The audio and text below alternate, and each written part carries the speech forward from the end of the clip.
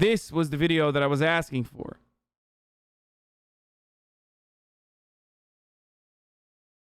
Everyone wants me to watch this. The Tale word of Two narcissist is one that's thrown around so much that it's perhaps in danger of losing some of its meaning, which is understandable given if you were to take Merriam-Webster's primary definition of the word, an extremely self-centered person with an exaggerated sense of self-importance, you might wonder, in the age of social media, exactly how vain does someone have to be to warrant said vanity qualifying as extreme? The truth is, most people worry about the image they project and seek validation from others, to a point that many would not consider healthy, even if it's sadly become somewhat the norm. And while the practice of selectively displaying certain aspects of one's life in order to convey a misleadingly idealistic self may be depressingly typical and warrant the label narcissistic in its most casual sense, there is a significant difference between run-of-the-mill vanity and pathological narcissism. A person with— Wait, maybe this isn't ableist. I thought this video was going to be ableist. But he's qualifying MPD as a separate thing other than like regular narcissism. Narcissistic personality disorder has a need for admiration so chronic that it will impede the basic sense of empathy even putting a trigger warning on most this, people dude. from actually hurting those around them in their pursuit of ego gratification. And unfortunately, those that possess an unquenchable thirst for glory are prone to being attracted to precisely the sort of vocations society should want them furthest away from, namely positions of leadership where they will have power and influence over as many people as possible. Depending on their level of talent, the highest position a narcissist may be able to rise to could be something as innocuous as a supervisor at a grocery store. Some may get a little further, like mid or upper level management in a corporate structure. But occasionally, the dangerous combination of a narcissistic personality and compelling charisma will result in such an individual securing a very significant position like high political office, or something even more sacred in the hearts of some, such as the leader of a congregation. He landed public grocery Christianity store. is by any reasonable standard a cornerstone of United States culture. While numbers have ableism, but make it sound educated? Yes! I knew there was gonna be some motherfucker in the chat, dude. Let's go, dude. Let's fucking go, dude. Fuck yes, dude. Declined over the last several years. Today, roughly 70% of Americans still define as being a Christian of some sort of denomination. Some sort of denomination being the key qualifier for the subculture we'll be looking at momentarily. As with any religious group, someone self-defining as being an adherent is not much of an indicator as to how they observe the religion or with what level of fervor. Some self-defined Christians are so nominal that one might go as far as to describe them as Christian in name only, observing little if any of the religion's core tenets and paying absolutely no mind to their lack of adherence. Others will attend church every Sunday and make a sincere effort to consistently abide by the core teachings of their faith. And then there is a subset of modern Christians, whose numbers are difficult to measure by polling questions alone, who make their faith, more or less, the sole purpose of their life. Christians whose home life, schooling or career, and virtually all recreational activities are marked by— I said owie because the Mountain Dew cap pulled one of my mustache hairs, okay? a devotion to God and proselytizing of their faith.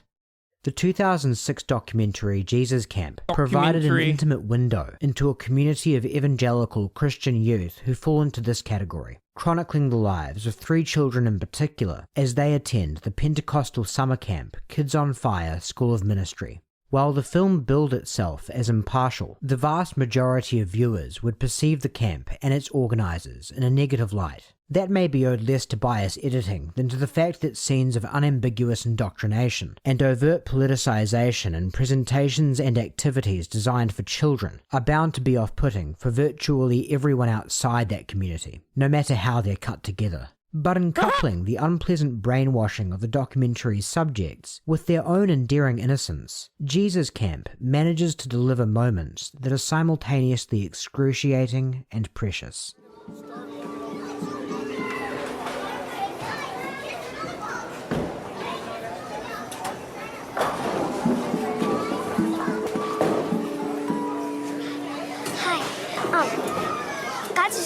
that you're on his mind, and he just wants to take you, and he just wants to love on you, and he has special plans for you in your life, and he just wants you to be able to follow him with your whole heart. And thank you. You're welcome. Appreciate it. Welcome. One of the film's subjects, 12-year-old Levi O'Brien, aspires to be a preacher, and to gain his story... Oh my God, what is that, bro? That's a sin right there. Letting your child have that kind of haircut is unironically a sin. Holy fucking shit, dude. What are you doing as a parent? That's a abject failure right there. It can be a conflicting one to watch. I really feel that we're a key generation. I really do. I really feel that this generation... Okay, he's got a sick-ass shirt, though. Instead of Reese's Cups, how about Jesus Cups? Fuck yeah. ...is a key generation to Jesus coming back. As you watch Levi work himself up into a rapture as he practices delivering a rousing sermon to a future crowd... I've never seen Jesus Camp, by the way. This is my first time. A part of you may be put off by the indoctrination that can be presumed to have planted the seeds of these ambitions. But at the same time, there is something inspiring about watching a child immersed in something they're passionate about as they envision conquering the future and achieving their life's dreams. What? So it's hard not to find yourself rooting for Levi, even when no... What the fuck? It's like watching a ISIS child soldier and being like, there's something inspiring about seeing an ISIS child soldier.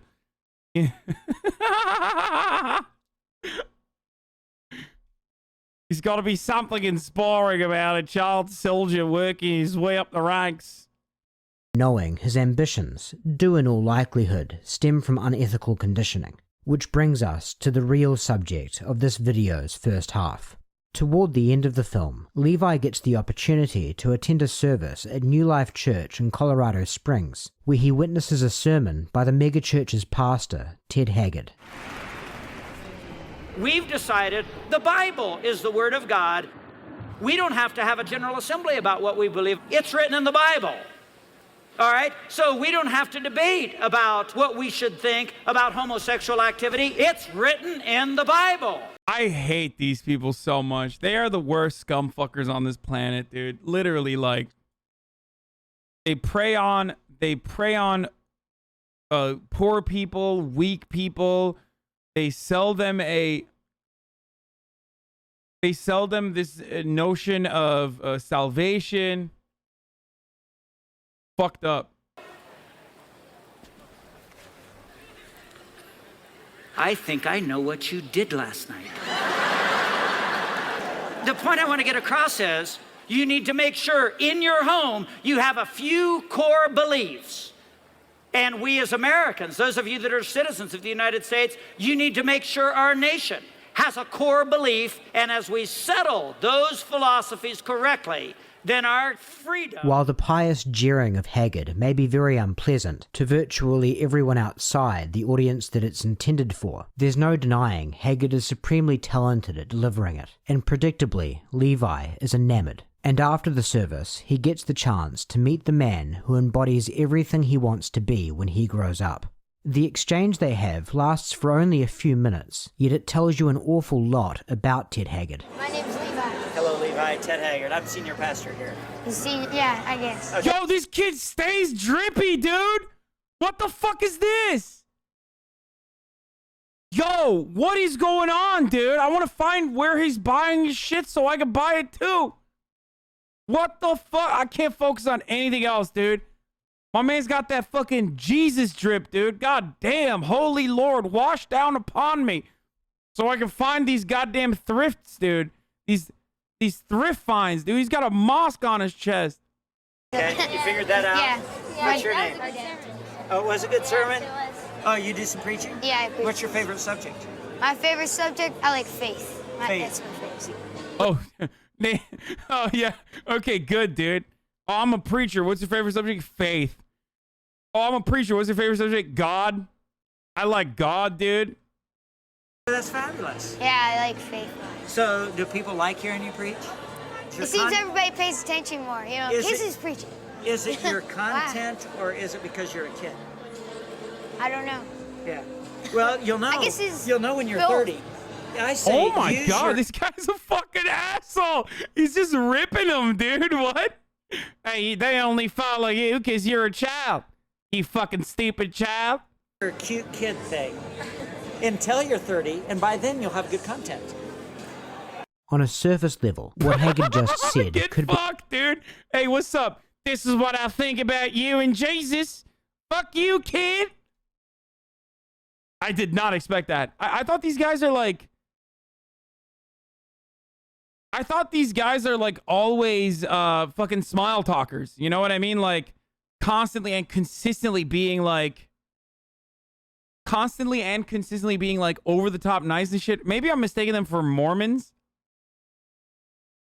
be taken as genuine career advice, but you probably don't need to be convinced that what you just witnessed was completely abnormal behavior that should be unsettling to virtually anyone. Haggard could have given the fairly generic encouragement to essentially keep going and left it at that. Yet stunningly, he felt the need to also insinuate to the 9-year-old boy looking up to him that no one is paying attention to his sermons for their substance. Of course, a mentally well-balanced person would never have the compulsion to say such a callous thing to a child. But you might wonder why even a pathological narcissist would, because after all, Levi is just that, a child. There is no way that Haggard actually regards him as any kind of competition or threat. But a narcissist does not need to feel as if someone may be able to one-up them before having the instinct to cut them down. Nor do they necessarily do these sorts of things consciously. They will often reflexively denigrate others as a mechanism to further inflate their sense of being the most important person in the room, even when that position isn't in any kind of contention. A narcissist's need for validation can never be totally fulfilled. The top will never be quite high enough. And often, the best way for them to elevate their egos further will be to put down those beneath them. Is it your content or is it because you're a kid? I don't know. Yeah. Well, you'll know. I guess it's you'll know when you're both. 30. So who is... I mean, technically, he's 30 now. I wonder if Ted Haggard was right when he fucking said, "You'll know when you're fucking 30." Ted Haggard? Or rather, who is it that he used to be? Born and raised in Yorktown, Indiana, Haggard had originally wanted to become a journalist. But when it came time to go to college, his born-again father offered... Terrible profession, okay? That's how you know. That's a self-report, okay?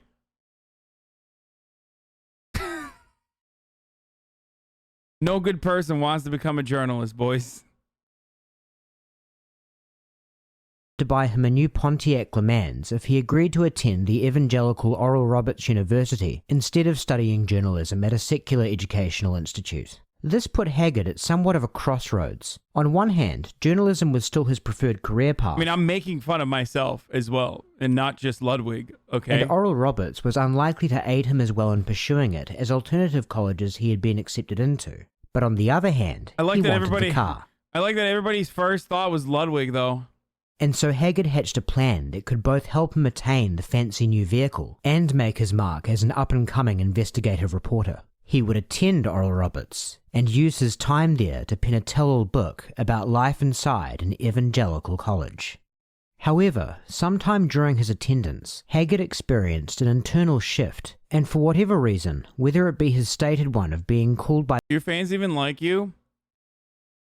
Do you guys like me?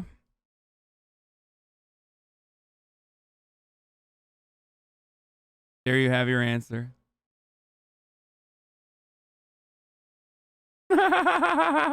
by the Holy Spirit or some other ulterior motive. Haggard decided that his true place in life was in the ministry, and there's no doubt he had a gift for it. He founded New Life Church in 1984, delivering sermons in the basement of his Colorado Springs home. From there, his following grew, and New Life began setting up places of worship in strip malls. And then eventually, by the early 90s, their congregation had grown so much that they were able to set up their own megachurch.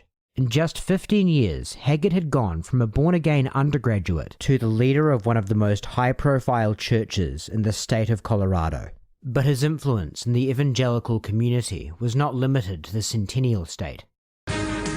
Our special guest today is Pastor Ted Haggard. He is the president of the National Association of Evangelicals, 30 million members, the largest evangelical group in the United States of America. My business is to try to accurately represent what evangelicals all over the United States are thinking and feeling. Is America more spiritually minded today than it was 20 years ago? Oh, yes. We have more Christian senators than ever before, more Christian congresspeople than ever before, more born-again people working in the executive branch of the White House than ever before any other administration in American history. At the height of his career, Haggard certainly had a considerable amount of influence. At one point in time, reportedly having weekly access to then-President George W. Bush for Monday. Seems like a good way to run the most powerful country.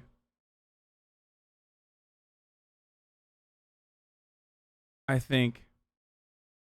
Conference calls about evangelical concerns. Among those concerns was the issue of teaching intelligent design, essentially a rebranded form of creationism, in public school science classes. Haggard would have a very contentious exchange with famed evolutionary biologist Richard Dawkins that broached this subject for Dawkins' 2006 Channel 4 documentary, The Root of All Evil.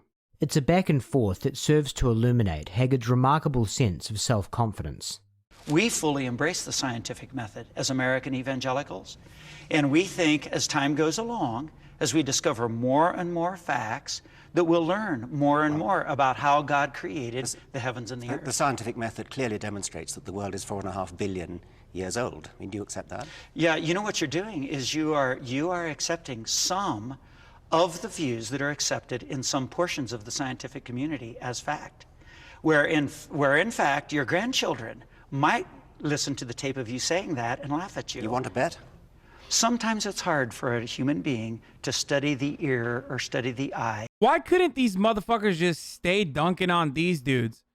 And like, they had to turn around and become like gigantic white supremacist adjacent shitlords because of their like overwhelming anger and fear of Islam. Like, this was...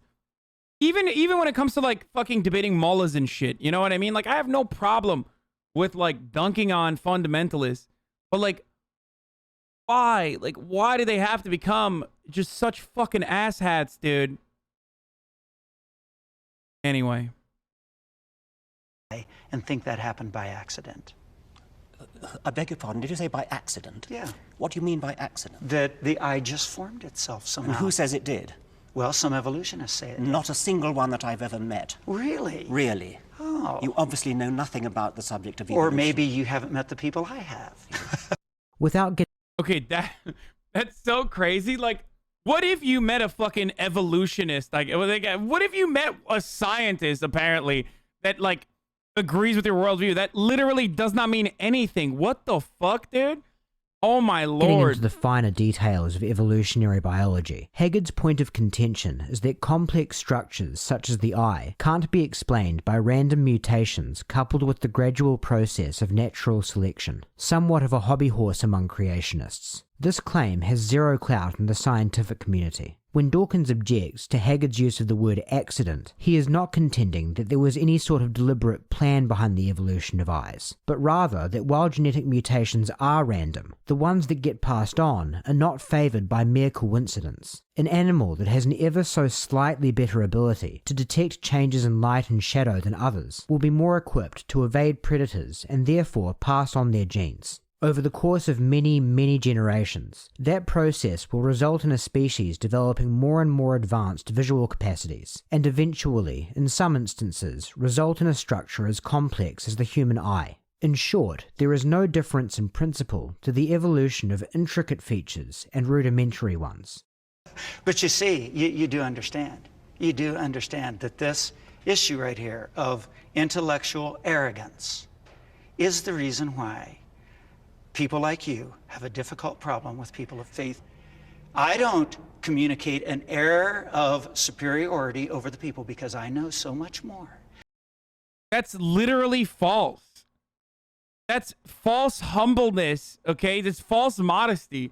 You absolutely do behave that way, you fucking asshole. And so does Richard Dawkins, by the way. Like, you're literally doing it while you're in the process of saying you don't do that, okay? Oh my God, dude. And if you Oh only God, I read the hate him books so I know, much. and if you only knew the scientists I knew, then you would be great like me. Well, sir, there could be many things that you know well. There are other things that you don't know well. As you age, you'll find yourself wrong on some things, right on some other things. But please, in the process of it, don't be arrogant.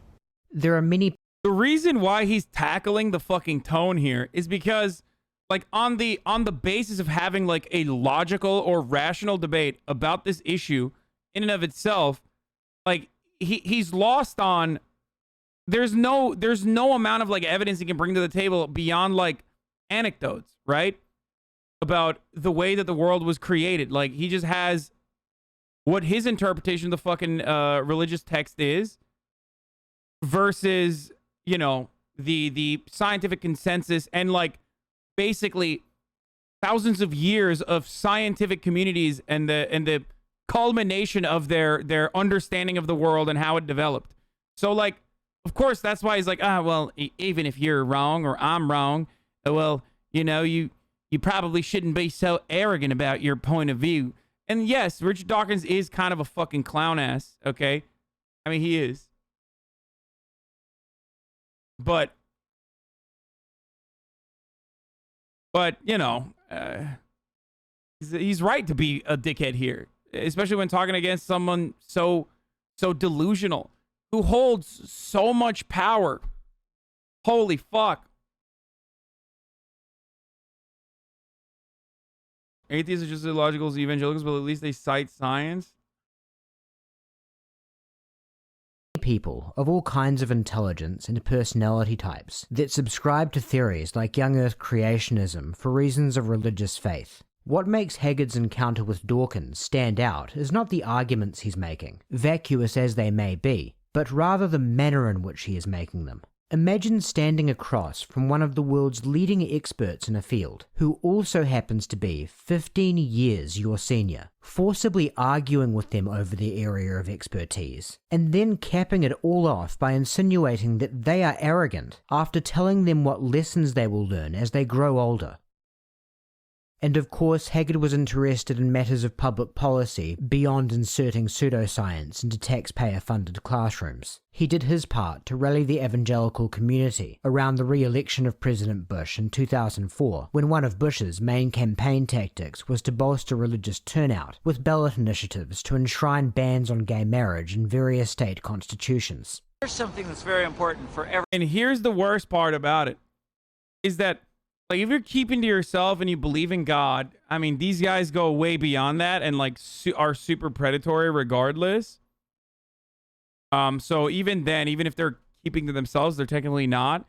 But like the consequences of like evangelizing and actually getting the government to do your bidding or to utilize your worldview by advocating for certain policy positions and legislative change that is going to be overall incredibly harmful to massive chunks of the American population is outright fucking disgusting. I don't give a shit if it's like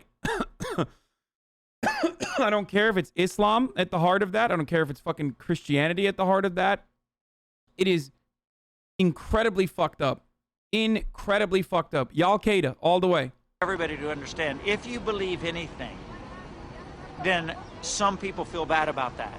Like, if I believe Crest toothpaste is the best toothpaste, then the Pepsodent users and the Listerine toothpaste users and the different ones feel bad. God damn, dude. Only seeing the world through the framework of capitalism between different, like, marketable brands is the only way to make an analogy. About that. Because the only difference is, like, if you thought that Crest toothpaste was better, and then you literally petitioned everyone around you to like literally hate people who could not change themselves from using like Listerine brand toothpaste, okay? That's just how they were born, okay? Because it's not the same fucking it's not a analogy because it's based on a faulty premise such as like changing your sexuality is like changing your fucking toothpaste, and then literally turning around and then advocating the government to like start, you know, making Listerine toothpaste users cease to exist, okay, and make it as hard as possible to fucking exist for people who cannot help themselves and like have to fucking literally use Listerine. I'm saying Crest is best. Well, we say that about moral issues. We say marriage is a heterosexual relationship between a man and a woman. We say moral purity is better than immorality. We say telling the truth is better than telling a lie. And every time we say anything, and we've got 1,500 pages of those things we say, the Bible, when you say anything like that, there's a group of people that are going to get nervous about that. So we do have a public relations problem. We always have. They killed Jesus, if you'll recall. And the church has... Who killed Jesus? What's he say? Who's they? Has always had this problem because we are the ones with the role to say there is a moral plumb line and we need to rise up to it. And that's also why secular people are so concerned when the church doesn't fulfill its own moral stand. Like if a pastor falls into corruption or becomes dishonest or greedy. It's heartbreaking because even secular people want godly people to be authentically godly. In 2006, Haggard enthusiastically campaigned for another anti-gay marriage referendum, Amendment 43, that was on the ballot in Colorado. It was this move that proved to be the last straw for a 49-year-old personal trainer and former male prostitute named Mike Jones. On November 1st, just days away from the election, Jones came forward to the media and alleged that over the course of the last 3 years, he had had semi-regular, paid, methamphetamine-fueled sexual encounters with a man who went by the name Art. Jones had come to recognize that man as Ted Haggard on the news. Jones stated that he and Haggard had had sexual intercourse as recently as that August, and that he was making their sexual relationship public because he was angered by Haggard's hypocrisy in opposition to gay marriage, stating that he hoped the revelations would damage Amendment 43's chances at the ballot box. He also supplied supporting voicemails of the man going by Art but sounding strikingly like Ted, calling Young to request a supply of an unspecified product. Hi, Mike. This is Art. Hey, I was just calling to see if we could get any more, either a $100 or $200 supply. And I can pick it up really any time. I could get it tomorrow, or we could wait until next week sometime. Jones agreed to take a polygraph on the matter, and the results were a mixed bag. When answering questions pertaining to sex with Haggard, the test... What? A polygraph? What the fuck? Wait, who? Why would... What? Indicated deception, though the technician administrating the test believed those results could have been rendered as a result of Jones being severely fatigued at the time he took the test. Aside from any of those sorts of factors though, the fact is, there's really no such thing as a reliable lie detector test. The guilty pass and innocent fail polygraphs regularly, and although verbal and physical cues are interesting to analyze, sometimes the ultimate sign of dishonesty is not any one tangible thing, but rather just an undeniable sense that a person has guilt seeping through their pores. The clip that you'll soon see is about as stark an illustration of such an instance as has ever been caught on film. Shortly after Jones' polygraph test, Haggard was approached by a reporter from a local news station as he was leaving his driveway. He agreed to stop momentarily to answer some questions about the allegations, with his wife passenger side and his children seated in the back. The resulting 2.5-minute interview was absolutely catastrophic. Dude, this is always... Yo, when you catch televangelists in a car, dude, or near a car, for some reason they go... buck wild, dude. I don't know what it is. You guys remember that fucking... Was it Kenneth Copeland that just like straight up is a demon, dude?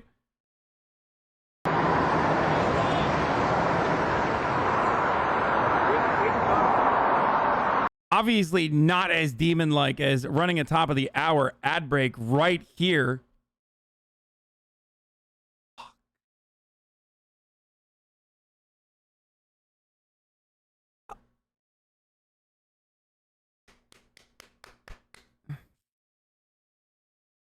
And then telling you, if you'd like to no longer see said fucking ads and you want an ad-free broadcasting experience, all you need to do is subscribe with $5 or for free with a Twitch Prime, okay?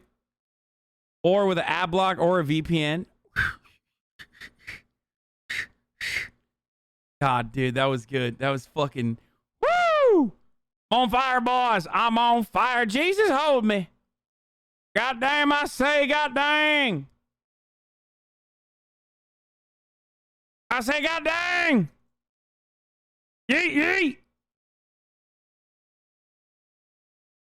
Here's a goddamn 1 minute I break now. Boys, get those Twitch primes out. Here it is. Stop it, it's not doing this. You're better than rap music video hand signs. What? What, because I did like fake karate?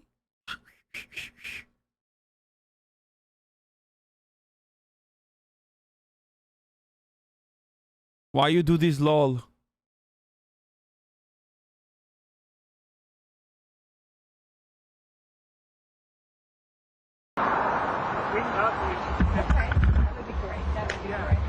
I'm so sorry. That's all right. I understand. Have a job to do. Sure. So can you take a moment and step out of the vehicle and just talk to us for a minute? Well, we can't get into much. We're a little late for an appointment. Okay. But as we talked the other night, we're so grateful that he failed the polygraph test this morning, and my accuser did.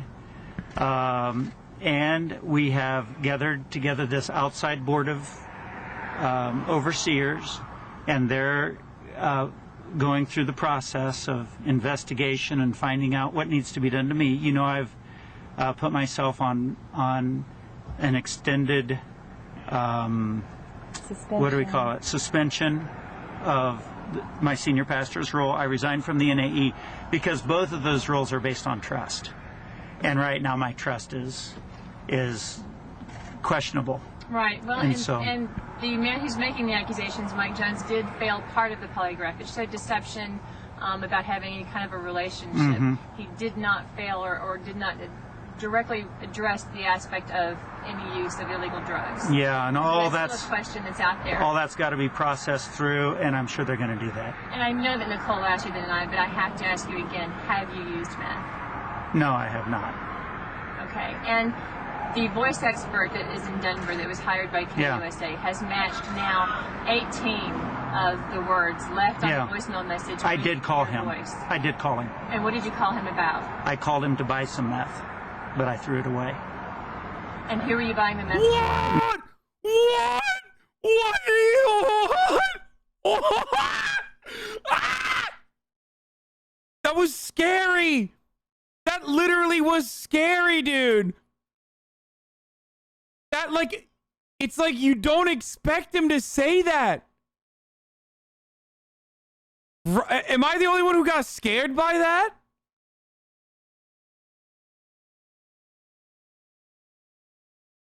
I literally was not. I thought like something happened. I felt like something happened in his brain where like he accidentally had an aneurysm and like revealed the truth. That took a way different turn, dude. And I'm sure they're going to do that. And I know that Nicole asked you to deny, but I have to ask you again, have you used meth? No, I have not. Okay. And the voice expert that is in Denver that was hired by KUSA has matched now 18 of the words left on the voicemail message. I did call him. Voice. I did call him. And what did you call him about? I called him to buy some meth, but I threw it away. And who were you buying the meth for? No, I was buying it for me, but I never used it. In the voicemail, Haggard states, Hi, Mike. This is Art. Hey, I was just calling to see if we could get any more, either $100 or $200 supply. this obviously implies that he had bought methamphetamine from Young on at least one prior occasion. So for what Haggard is saying here to be true, you would have to allow that his conscience caused him to throw that supply away. Then his demons got the better of him again, leading him to contact Young seeking more meth. This is called the confession technique. My man thought he was a Christian for a second. Okay? That's what he did. He's just like, he thought it was Sunday, and he was confessing his sins. That's what happened here. Before having yet another change of heart and disposing of the drugs a second time. Have you ever used meth before? No, I have not. Because Haggard's story of buying methamphetamine from a male prostitute only to immediately throw it away is so patently ridiculous, it's not really worth analysing minutiae that's less categorically damning than what's already on the surface. But just as a bonus, one dishonesty tell posited by body language analysis is incongruous shaking and nodding of the head. If someone says no and then follows that up by nodding their head, that indicates the real answer is yes. The counter to this is that it could simply be read as the accused affirming their denial, because it has now been very well established that Haggard was absolutely lying about his drug use, and at very least significantly downplaying the extent of his relationship with Young. We can use the following seconds as supporting examples of the theory. And I did not ever use it with him. What? Why is he doing this?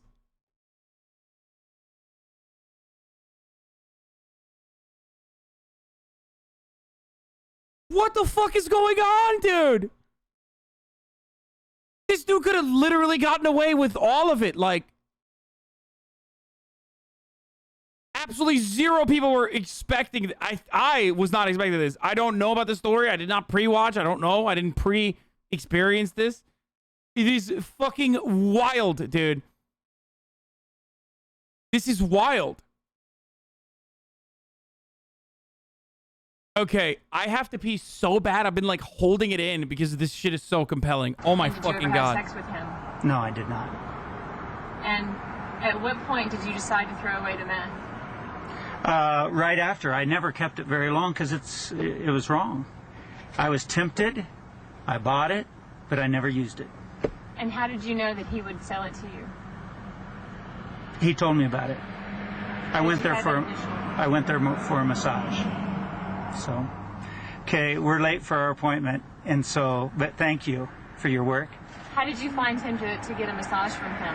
A referral. From? From the hotel I was staying at. The hotel where? I've stayed a lot of hotels in Denver because I write in Denver. So, okay? Okay. All right. Oh, my man's going on a fucking... Bro, he is literally trolling for cock in Denver. Like, that's what's going on. His wife is so butthurt right now. Oh my god, dude. Oh, look at his wife. Oh, you can see from the back of her head that she's pissed, dude. This is wild. Like, what a wild sequence of words to string together, dude. He's literally like, I ride in Denver. Right is, I guess, code word for, you know, smoking on that pee-pee. And also meth, apparently, which is doubly wild. Oh my god, his kids are in the fucking car. What is he doing? Thank you. Thank you, Pastor. All right. Thank you very much. Not long after Haggard delivered what has to be one of the least convincing damage control statements ever committed to tape, Mike Young was interviewed via satellite by Rita Cosby on MSNBC for his response. And joining me now live is Mike Jones. Mike, we just got those comments and you just heard them from Reverend Haggard. First, he says he bought meth from you one time, never used it with you, and threw it away. What do you say? Well, that reminds me of, we have to go back to Clinton. I smoked, but I didn't inhale. It doesn't make sense at all. There's so many holes in his response. God damn, dude. Blistering. Calling out, yo, Clinton, you can catch some of this too, bitch. He's literally like, bra-da-da-da-da. This is great. This is wonderful. Oh my God, I have to pee so bad. Fuck, I don't want to miss it. I don't understand why he wants to make comments like that. It just doesn't make sense. I never sold him the meth. He contacted me 3 years ago as an escort. We got together about once a month for 3 years. I only found out who he was about 6 months ago. I had no idea who he was previously. Now, you said you never sold him the meth. How did he get the meth? About a year after we were together, he asked me, what do I know about meth? And I said, I personally don't use it. I don't care for it, but I do have friends that like to use it. And he goes, well, I've always been curious about it. Do you think you could get me some? And I said, well, let me talk around and let me see what I can do for you. I was able to find someone to connect with him so he could obtain some. I never personally provided it to him. And how often are you alleging that he was provided meth through this third party? All I can tell you is he had some every time he visited me. And did you physically see him do meth? He says he did not, that he, got it one time and threw it out. Did you physically see him do it? I did. So you're saying almost once a month, every 2 years, you saw him in front of you snorting meth? Yes. You know, Haggard says he also contacted you for a massage in a Denver hotel room, but he maintains it was just to get the drugs, that there was no sexual contact. What do you say about that reaction? Well, that just doesn't make sense. Someone you just, first of all, I don't understand why he would say that he met me at a hotel room. He was trying to be so secretive. He would have never have appeared in public around me, ever. And so I never met him at a hotel room. He always came to my place. And as far as just a massage, hey, if that's what he wants to call it, you know, that's up to him. How many times are you claiming that you met with Reverend Haggard at your place to have sex? For roughly once a month for 3 years, so I would say over 30 times. Do you have proof that he paid for sex? I have no. Wow. If that's what he wants to call it. My man. Whoo! That's wild. All over. Also, what the fuck, dude? Yo. Gays in Colorado back in like the fucking 90s and early 2000s were just doing meth already? That's crazy, dude. Is that like a Colorado thing? Like, I thought. No proof that he so inventive. Paid me. I mean, I didn't film a transaction. I can only tell you that the last time he wanted to get together with me, he did send me an envelope that had 2 $100 bills in it. The interesting thing is he always went by the name Art, which I... No, I know meth is like a pervasive problem in the gay community from like literal WeHo shit, right? I know that from WeHo stuff, but like I didn't know that like early 2000s Colorado, they were just popping off with meth like that. You know what I mean?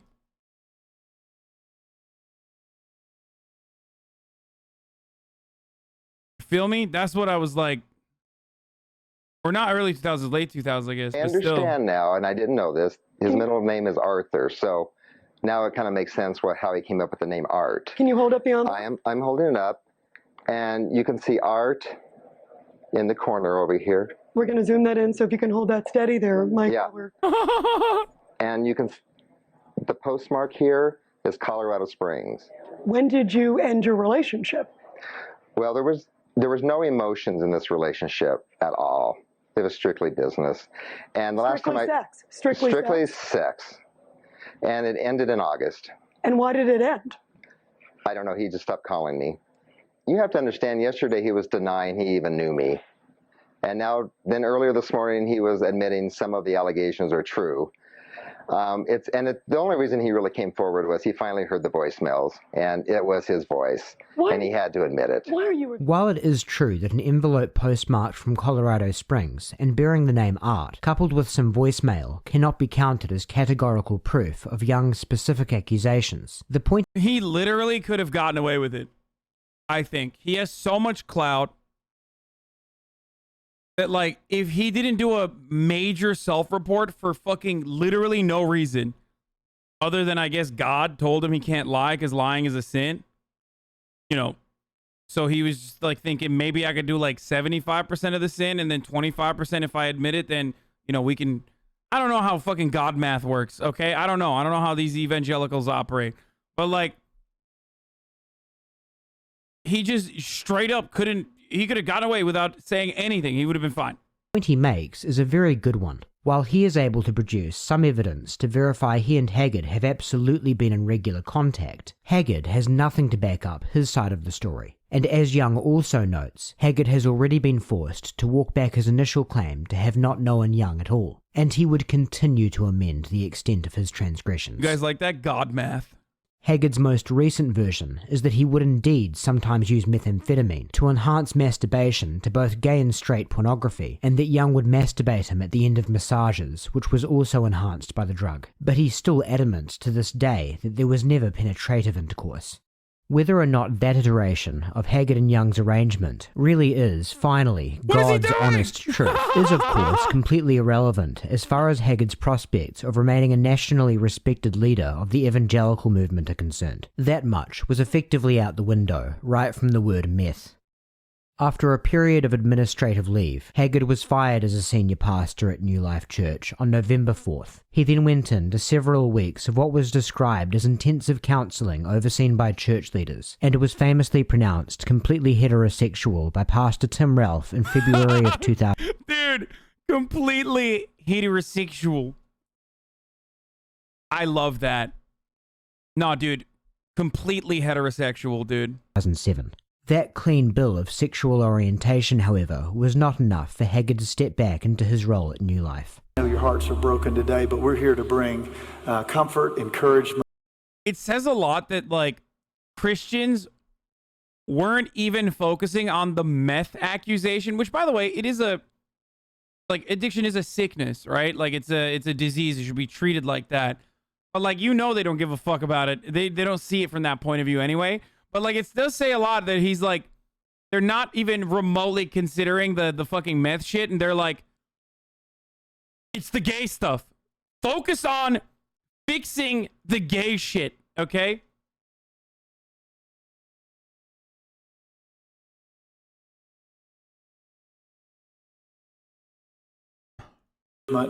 And strength to you. Amen. Now I'd like to read you a letter from Pastor Ted. My dear New Life Church family, I am so sorry. I'm sorry for the disappointment, the betrayal, and the hurt. The fact is, I am guilty of sexual immorality, and I take responsibility for the entire problem. I am a deceiver and a liar. Bro, people are fucking crying, dude. Oh, no. Our pastor got the gay. He got the gay virus. It's so devastating. There's a part of my life that is so repulsive and dark that I've been warring against it all of my adult life. As a result, I did things that were contrary to everything I believe. Please forgive me. I am a sinner. I have fallen. I desperately need to be forgiven and healed. Signed, Ted Haggard. Haggard negotiated a severance package with the church, which included the conditions that he leave the Colorado Springs area. Are you fucking kidding me? He got a fucking golden parachute on top of this? Like he's a goddamn Goldman Sachs executive, dude? Dude, I hate this shit so much. Oh my fucking God, dude. It's so wild. Every part of this story is just insane. And not resume work in the ministry. You might wonder what someone in their middle age who has only ever worked as a pastor would do if that vocation was suddenly taken off the table. That question is answered in Alexandra Pelosi's 2009 film, The Trials of Ted Haggard, wherein Pelosi chronicles Haggard's life in exile in Phoenix, Arizona. Watching Haggard putting on a brave face as he trudges through day after day of pursuing lackluster opportunities in a new life not a fraction as glorious as the one he threw away. Bro, he all he needed to do was get jacked and get a dog, dude. Why didn't he just do that?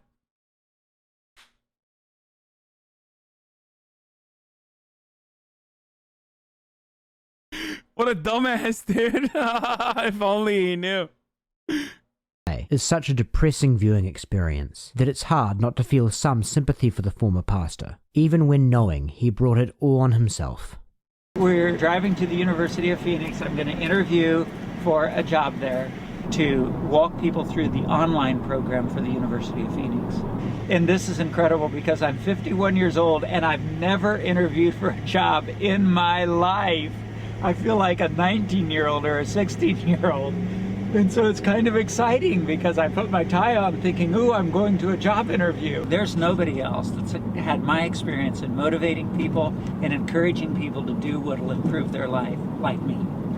Okay, so what are you worried they're going to ask you? The touchy thing is going to be, why did you get fired from your last job? Or why did you quit, resign from your last job? What are you going to say? I'm going to say that I had a sexual relationship with someone other than my wife.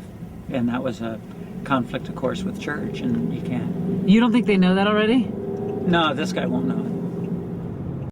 Either because the interviewer did wind up knowing who Haggard was, or for some other reason, no, he knew. Ultimately missed out on the university gig. His other pursuits of full-time employment were also futile, to the point where he was... It's funny because, like, from the church point of view, like, he's a piece of shit because he had gay sex and did meth. From my point of view, obviously, I don't give a fuck about the gay sex or the meth. And I just think he's a piece of shit because he was a part of the televangelist church and has, like, caused numerous people to suffer as a consequence of his, like, words, his deeds, his actions, and the brainwashing that he engaged in routinely. It's like, it's literally not the gayness, dog. It's just like all the other stuff that you did. Was eventually forced to rely on various commission-based sales roles. What's been the worst financially for you since New Life? What's been the worst financial? Well, we're just spiraling down. Just trying to find people that want to pay off their mortgages super fast. And he cheated. Yeah, no, that's really fucked up too. But like, there is a little bit more leeway if you're like hiding. Like, it's still fucked up. But if you're like hiding your sexuality your entire fucking life, and then you start experimenting, even though you are married to a woman, and you start experimenting, recognizing that you're gay, and then like, you know, doing that, it's a little bit different, I think, like in that situation. Not for him, obviously, because he not only knew what the fuck he was doing, but also would literally like tell other people that it was wrong, and as a community leader actually got people to believe that it was wrong to be gay. So that's really fucked up. But, you know. It's the greatest program I've ever seen to help people pay off their houses, actually own them. So how many door hangers have you hung? Hundreds, maybe thousands. And then how many calls have you gotten? Not one.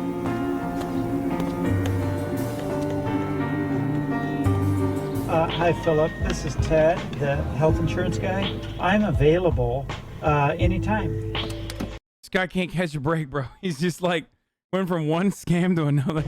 I sell health insurance that's commission sales. So if I don't make the sale, there's no income. It's the cost of half of a pizza. You're only paying $12 a month for it. Oh no, I left you some pie the other night. Did you eat it? Yeah. Good. Was it good? Oh yeah. By the way, you have a lovely wife. Thank you. Bye-bye. Bye-bye. And when God began creating... I know this Bible. Oh, what do you know about it? Yeah. It's the Living Bible. They put a lot of these out. This is a Jesus Movement Bible from the 70s. Oh, really? So what's that mean? Good or bad? It's or very good. Yeah. He's been on national TV, you know. I mean, it's, you know, he's just been on, so I recognize him. That's all. You don't get a celebrity here every day. So he... Bro, these guys is just like, they don't give a fuck why he's famous for. It's like, his clout is clout, bro. Fuck it. Let it shine for a while. Now, you have to take that for whatever it means, for a while. Mm-hmm. Now, that doesn't say 24 hours. Mm-mm. Well, it just shocked me. It took me, but I guess these things happen, you know. I just wanted to talk more about evangelicalism than I did insurance, I suppose, and that's not what he's here for. Philip, when do you want me to call you? I don't know. I can't do nothing this month. I can tell you that. Do you want me for to sure. call you the next month? I just can't afford it right now. I'm just literally not going to make the end of the Damn, month. dude, he just got fucking... Oh, no, dude. This dude just wanted a homie. He just wanted to debate, you know what I mean? He was just like, I wanted to talk about evangelicalism. Like, yeah. I'm not going to buy a health insurance, though. Fuck no, dude. What are you, crazy? A constant theme of Pelosi's documentary is Haggard's somewhat robotic ability to force a sunny disposition, albeit a rather unconvincing one, as he faces one letdown after another. Though there are some moments in the film where his morale is sufficiently depleted to allow himself a moment of self-pity. See, the reason I kept my personal struggle a secret is because I feared that my friends would reject me and abandon me and kick me out, and that the church would exile me and excommunicate me. And that happened and more. While Haggard's correct prediction that his peers would unceremoniously throw him to the wolves should his secret life come to light may be sad, it also raises a question that might lead one to second-guess the instinct to feel sorry for him. If his opinion of his fellow churchmen was so low, how genuine was his evangelical devotion in the first place? Was Ted Haggard really a man of deep faith, who simply couldn't succeed in living a life that went against the tide of his natural orientation? Or was he just a cynical opportunist? someone who never really made a serious effort to practice what he preached, but instead used the role of a preacher to satisfy his thirst for adulation before engaging in hypocritical indulgences with total abandon when no one was looking. A man who put himself in a position where being exposed one day was all but inevitable, but managed to convince himself that he was invincible because he was foolish enough to buy his own hype. A man who now has to live a life of seemingly endless humiliation, made even worse by the knowledge of one taunting irony. While his sermons may have been fraudulent, his undoing may have been avoided if he had actually taken stock in them. We shouldn't intentionally mislead people. We shouldn't appear to be one thing and actually be another. And if there's something that you're thinking of doing that you would want to keep secret, simply don't do it. If you need to go somewhere in the middle of the night and you want to keep it a secret and hope nobody ever knows, don't go there. On the front page of the newspaper, every single day, there's somebody's secret.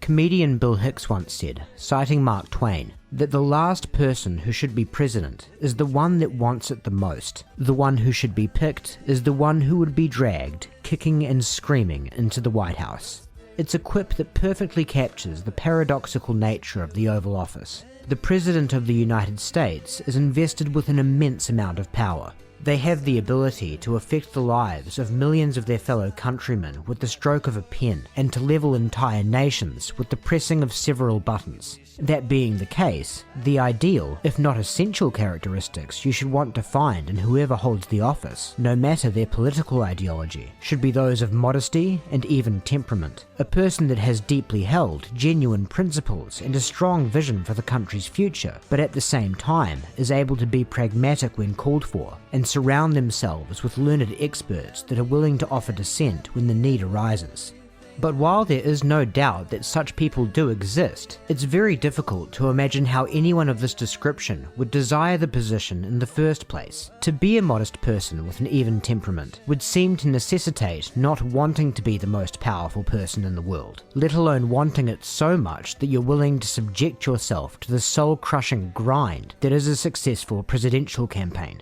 The honor of being the leader of the free world is indeed the ultimate carrot for America's most chronic megalomaniacs to chase. To pursue it is to effectively demonstrate that you are not suited to it. Having said that, while the occupation of politician is rather poorly perceived in the eyes of the general public, virtually everyone would agree that some are better than others. And while the preamble to this video's second part may seem like the perfect setup for a dissection of the White House's current and outgoing occupant, as boorish and polarizing as he may be, one thing you can't say about him is that he is detestable for the typical reasons a politician is. If you were to draw a caricature of the quintessential, slick-haired, smooth-talking lawmaker who gives off the vibe that every word that leaves his mouth is calculated to please whoever happens to be in front of him at any given moment, you would not find yourself looking at a picture of Donald J. Trump. You would get someone bearing much more of a likeness to this man. I may be an underdog in this campaign, running against two candidates with $200 million between them. But the real underdogs are the middle class and the voiceless in this country, losing ground while CEOs pocket million-dollar bonuses and corporate lobbyists get their way in Washington. ExxonMobil rakes in record profits, gets government handouts, and gas prices go through the roof. At the same time, 200,000 veterans, men and women who wore America's uniform, will sleep tonight under bridges and on graves. We cannot simply replace a bunch of corporate Republicans with a bunch of corporate Democrats. I've never taken a dime from Washington lobbyists or PACs. I know who the underdogs are in this fight. I know that the fight to save the middle class will be an epic battle, and I will never give up. We're going to take the fight to save the middle class all the way to the convention and the White House. We're going to look our children in the eye and tell them, we left you a better life than we had.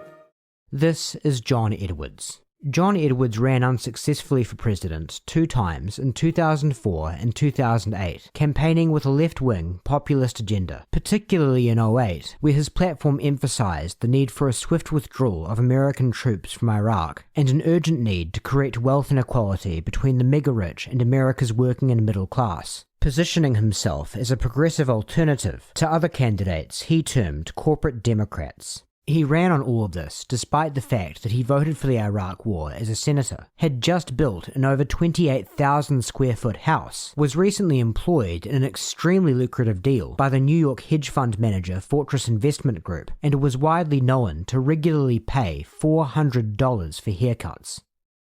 Though John Edwards has now become a footnote in the history of US politics, that is not due to the rank hypocrisy of his political positions. He was a serious contender for the presidency leading into the 2008 primaries, when his compromising voting history was a matter of public record. The immense wealth he had attained through his time as a star personal injury attorney before entering the Senate, and in the private sector after leaving it, was also no secret. Edwards' downfall, much like Haggard's, came down entirely to personal failings. Personal failings that were seemingly enabled by an unhealthy addiction to being fawned over. And while that's arguably a quality shared by most politicians, Edwards really is a special case. And the extent of his ladder climbing instincts, a mark that invariably accompanies a narcissistic personality, also makes Edwards stand apart from his peers. To illustrate that, before getting into the story of one of modern American politics' most sensational implosions, we're going to share a little-known anecdote that will hopefully give you a good idea of what makes John Edwards tick. In 2004, after Edwards ended his first bid for the Democratic presidential nomination, he began an aggressive campaign behind the scenes for the VP slot. John Kerry, the ultimate nominee, thought Edwards was impressive, but was unsure if the junior senator was his best choice for a running mate. During their first meeting, when Kerry was trying to get a better measure of the man, Edwards shared a story with Kerry about his eldest son, Wade, who had tragically died in a car accident in 1996 at the age of 16. The following is an approximation of what Edwards said. John, I want to share something with you that I've never told anyone else in my life. After my dear Wade passed away, there was a moment I actually climbed onto the slab he was lying on in the funeral home. I held him close to me, and I promised him, right there, that I would do everything I could for the rest of my days to make life better for people, that I would devote the rest of my life to living up to his ideals of service. Kerry walked away from that meeting feeling rather shell-shocked. Not because he was touched by that heart-wrenching story, but because he was disturbed by it. John Edwards had told him the same story, just about verbatim, a year or two earlier, complete with the prelude of having never shared it with anyone else. Despite that disquieting glimpse into Edwards' soul, Kerry ultimately did choose him as his running mate, and the ticket went on to lose narrowly against incumbent George W. Bush. From there, Edwards began planning for a 2008 campaign, more or less immediately. And it's the campaigning, according to many within Edwards' sphere, that turned him into the self-obsessed phony you'll be getting to know over the course of the next half hour. Those who worked with Edwards from his political beginnings say the friendly, down-to-earth personality that Edwards always laid on thick when glad-handing with members of the public and speaking with the media was actually nothing but genuine when he started out. When he first campaigned for the US Senate in 1998, one thing that struck aides about Edwards was how disarmingly personable he was. He thrived on working small rooms and dealing one-on-one with voters. When he would walk off stage from a rally and his handlers asked how he thought it went, he would often roll his eyes and say in a rather self-effacing manner, "Oh, they love me."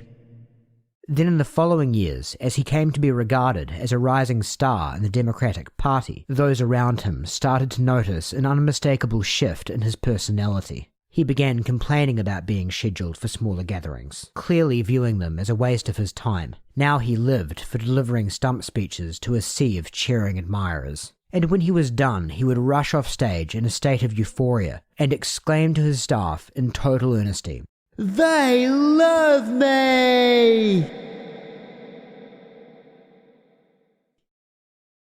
One especially dangerous thing for politicians that are taken over by what some in Edwards' camp came to refer to as an ego monster is they're liable to begin shutting themselves off from much needed criticism, whereas a successful politician needs to be able to take on and adjust to constructive criticism from experienced advisors. A narcissist is very averse to anything short of flattery. And it is that quality that made Edwards so vulnerable to the not-so-subtle advances of a woman by the name of Rielle Hunter. In 2006, Edwards was having a drink with a donor and one of his aides, Josh Brumberger, at the Regency Hotel in Manhattan when the group were approached by Hunter. The 42-year-old, attractive if not somewhat daffy-looking blonde, was not exactly modest in the way she introduced herself to the table. She told them she had come over because her friends had told her that this was John Edwards, but she couldn't believe that. He was far too handsome to be John Edwards. Brumberger confirmed Edwards' identity, but politely dismissed Hunter, telling her they were in the middle of something, and she apologized and excused herself. A little later that evening, however, Brumberger spotted Hunter cornering her boss at the hotel again. He ran interference again to break things up, and Edwards seemed thankful at the time, but as it turned out, he wasn't at all averse to the not-so-subtle adoration of Rielle Hunter. He had taken her business card, which read, "Being is free, Rielle Hunter, Truth Seeker." And it would soon become apparent that he did not do so just out of politeness. A few months after their encounter at the Regency, Edwards began pushing for his campaign to hire Hunter as an embedded documentarian who would travel with him to produce a web series that would show the world the real John Edwards. I've come to the personal conclusion that I actually want the country to see who I am, who I really am. But I don't know what the result of that will be. But for me personally, I'd rather be successful or unsuccessful based on who I really am, not based on some plastic Ken doll that you put up in front of audiences. That's not me, you know? And if any of these guys aren't nice to you, you tell me. When you look into a mirror, do you like what's looking at you? Now that you've seen your true reflection, what on earth? Oh man, oh brother. A lot going on this one. Okay. All the way to fucking webisodes. Sorry, I had to fucking flip my chickies. Okay. Can't be trusting journalists on the plane, you know? There's so much I want to say, from the accents all the way to like Donald Trump is not the average politician. Yeah, okay, because he doesn't suck up to fucking big interest in the same way or use that kind of language, but he absolutely is a demagogue, and unironically the exact same way that these guys are. All the way, I don't even know where the fuck to go. There's a lot. What are you gonna do?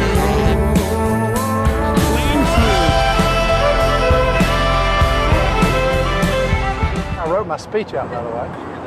That's my speech. Oh my goodness. It's a great speech. Can you read it? Yes, I can read it. You can? Yes.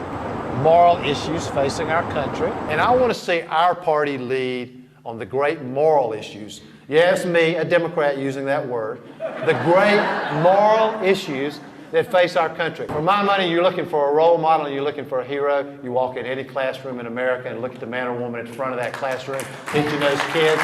They are so important. God bless you all. Thank you for having me. It's an honor and privilege to be here with you. Thank you. That is a great speech. I'm so glad you like it. I like it. Why don't you hear me give it life?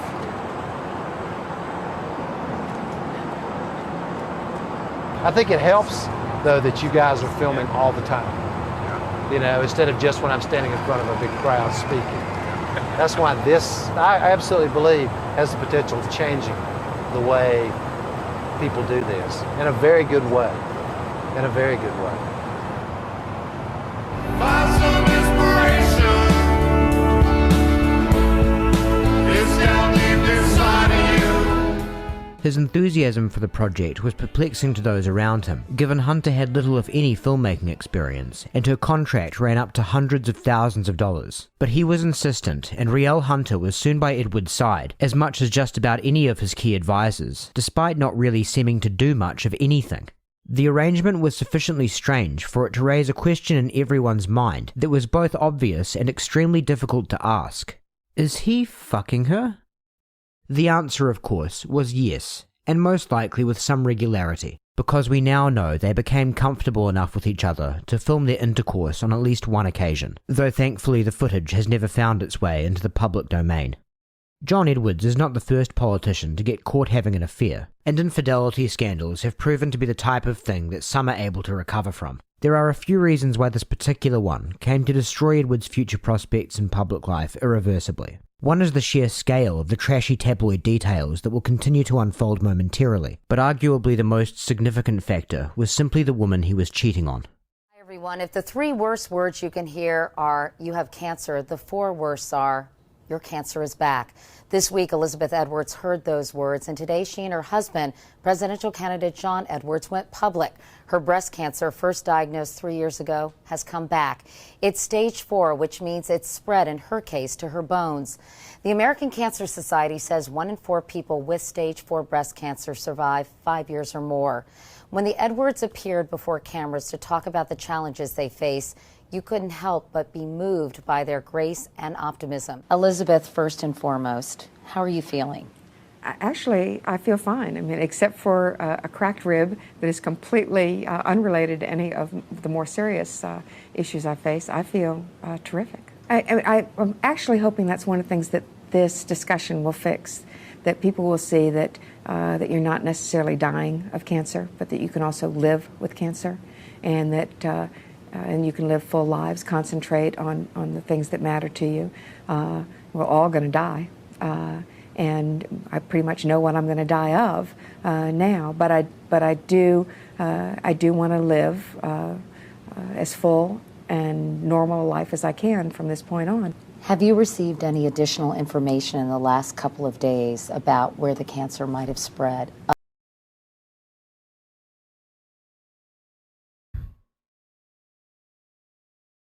So,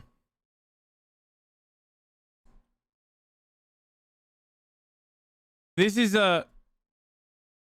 is for American politicians of prominence the same energy as like a Florida politician getting a DUI, like cheating on their wives with like cancer or like a significant disability. You know, this is what John McCain did too. I mean, who doesn't cheat on their fucking spouse with an illness? Just saying, this is like part of the, I guess, part of the energy that gives you the confidence to run for politics to begin with. Other than this area of your rib.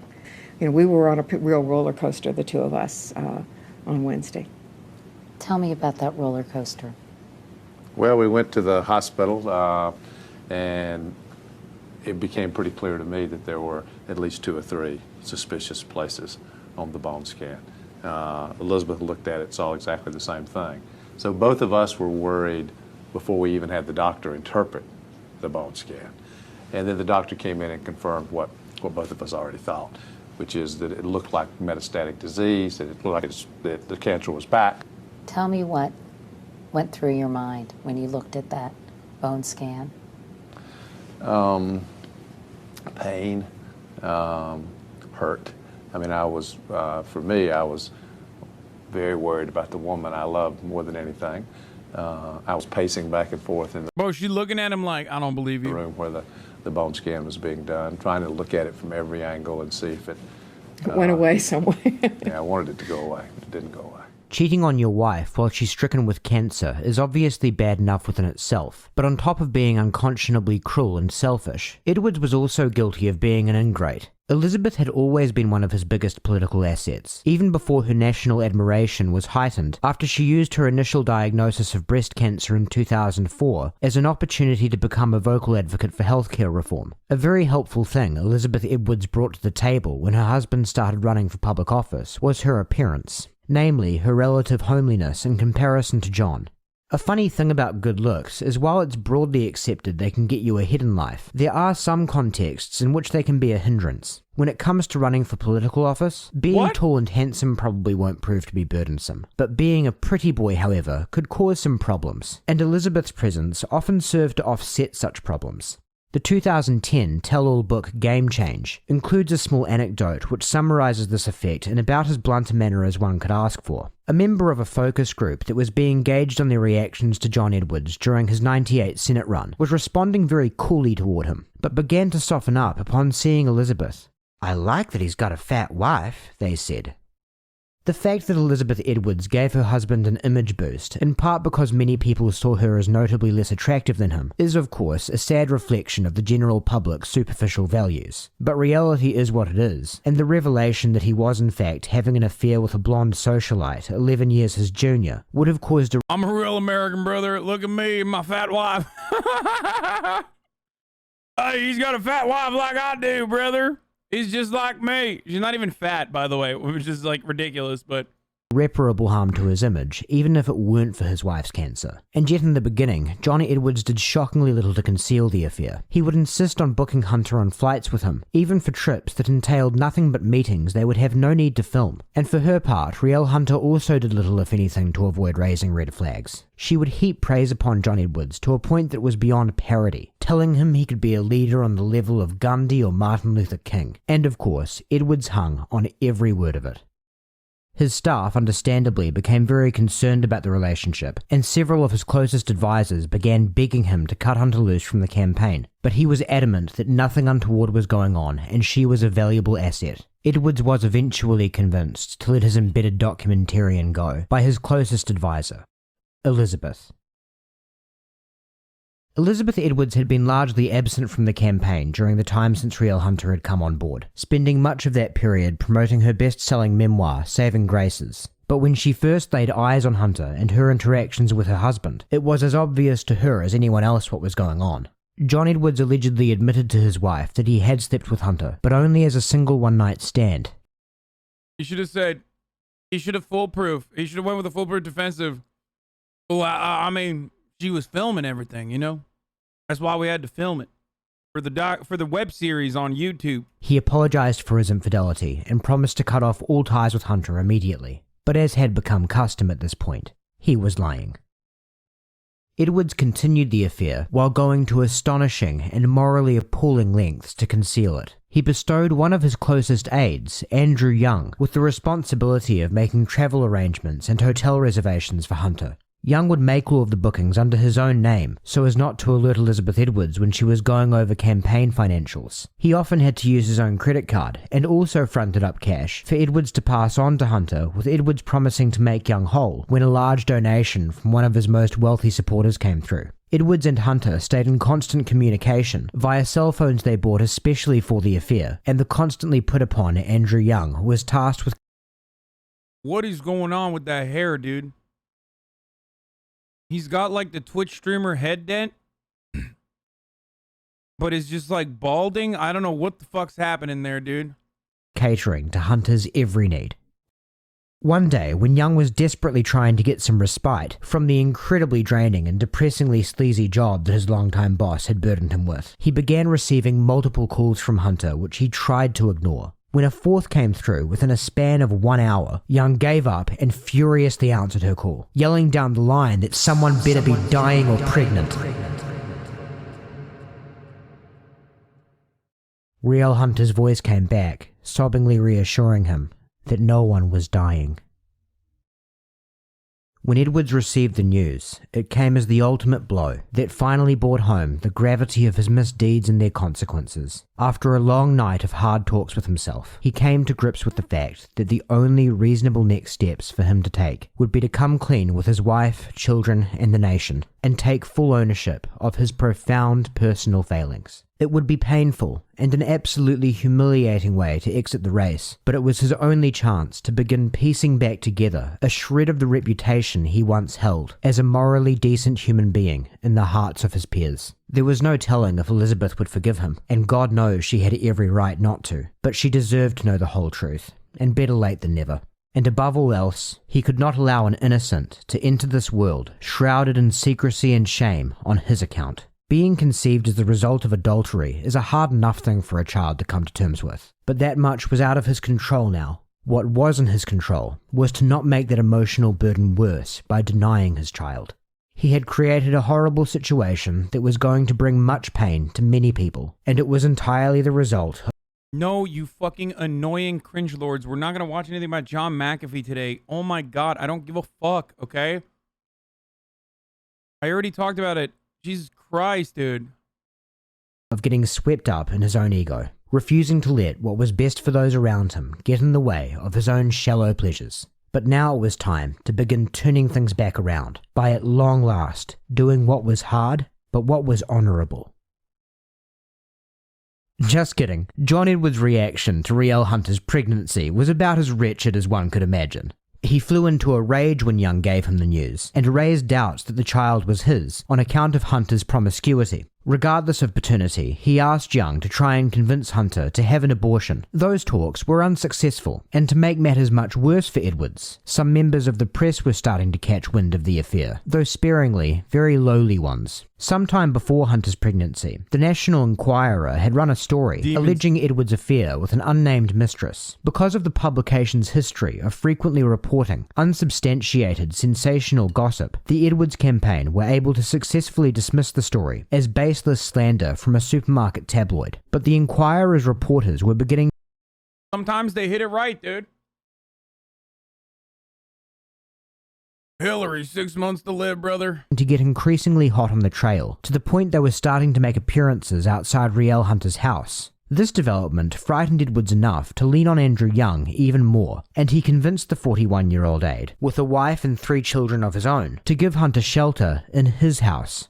That maneuver was still not enough to throw the Enquirer, however. They managed to snap a few shots of the now heavily pregnant Rielle Hunter as she was running errands not far from Edwards' house, just a few weeks away from the Iowa caucuses that would kick off the race for the Democratic nomination. I mean, he shouldn't be having her around regardless, right? Like, she's pregnant. Why is she on the fucking campaign? You know what I'm saying? Like, the fuck are you doing? In earnest. That led Edwards to take his cover-up to a whole new level. He told Young he wanted him to issue a statement saying that he was the father of Hunter's baby, and then fly his family along with Hunter to a remote location where they would all hide out until the election was over, at which point President-elect John Edwards would be able to compensate them for all their trouble. You might be thinking that the insanity of this proposal would finally be enough to make Andrew Young walk away, or even if not, at least be an impossible sell for his wife. But ultimately, Andrew and Sherry Young— By the way, this is a story about how fucking demon political operatives are as well.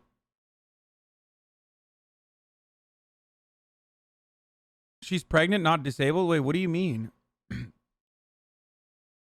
came to conclude that at this point they were in too deep, and their best course of action was to continue to go along with Edwards' increasingly convoluted schemes. Hunter and the Youngs hid out as instructed, while Edwards went on campaigning for president. After building his campaign for much longer than his two closest rivals, his bid turned out to be remarkably lackluster, and he dropped out of the race on the 26th of January, following an embarrassing third-place finish in his birth state of South Carolina. It's time for me to step aside so that history can history can blaze its path. We do not know who will take the final steps to 1600 Pennsylvania Avenue, but what we do know is that our Democratic Party will make history. But even after that, he would not give the Youngs permission to return home, and wanted them to continue monitoring Hunter until she gave birth.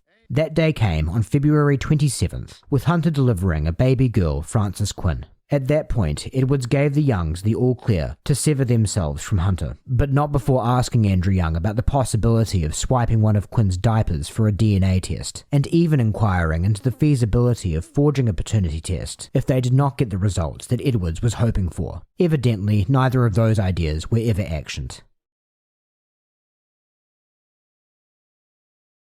From that point, Edwards continued to pay for Hunter's accommodation, attempting to keep her under wraps. But of course, this is the sort of thing that is very difficult to keep a secret forever, and while Edwards managed to keep his personal situation from reaching the pages of the mainstream press for a relatively impressive stretch, one Monday evening, things finally began to become undone. On July 21st of 2008, Edwards walked into the Beverly Hills Hilton Hotel and then proceeded to enter a room occupied by Rielle Hunter and his infant daughter Quinn. Later, in the early morning of July 22nd, he left the room and was confronted by reporters from the National Enquirer, who asked him if he was there to see his love child. A panicked Edwards then fled to the men's room, where he hid in a bathroom stall as the reporters continued to harangue him for a period of time, before a security guard arrived and escorted Edwards, who is now white as a ghost according to the guard's account, away from the hotel. That episode was dramatic enough that now some mainstream outlets were forced to take the Edwards affair and out-of-wedlock baby story seriously. That was my birthday. But even at that point, initially, Edwards still attempted to issue blanket denials. But then, yet another damning piece of the puzzle emerged. Somehow, the Enquirer had managed to snap pictures of Edwards in the room holding literally fucking demons too. Everyone in the story is just awful. Quinn. After that, finally Edwards decided that it was time to grant an interview on the matter. Let me My ask you birthday's the on question. 25th of July. Did you have an affair with Miss Hunter? Well, can I say first thank you, Bob, for coming and honoring the request and giving me a chance to talk. In 2006, 2 years ago, I made a very serious mistake, a mistake that I am responsible for and no one else.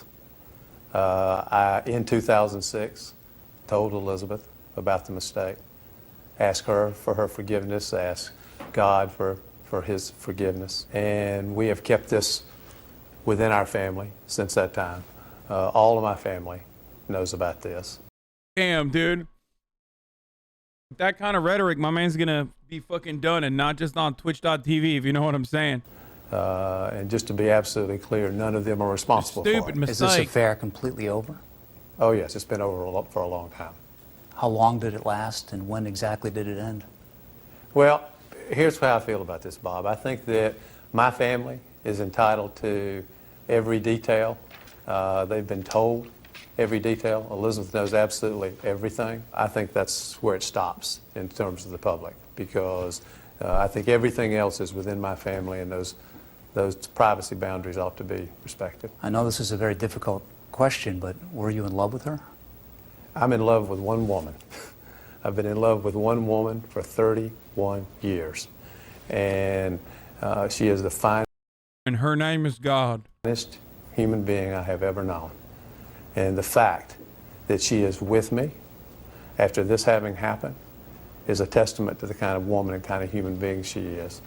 There is a deep and abiding love that exists between Elizabeth and myself. It's always been there.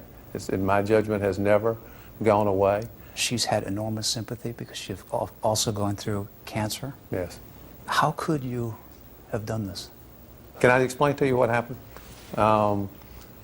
First of all, it happened during... Dude, the casual nature in which you answer that question is automatically going to make so many human beings just retaliate. You know what I mean? When you hear like a question that powerful, like how could you cheat on your wife who's like stage 4 breast cancer, like literally about to die? He goes, oh, well, let me explain. Like, that's crazy. That's not happening, dude. That's not happening. No one's getting away with that after that. You know what I mean? Just like I'm not getting away with this top of the hour ad break.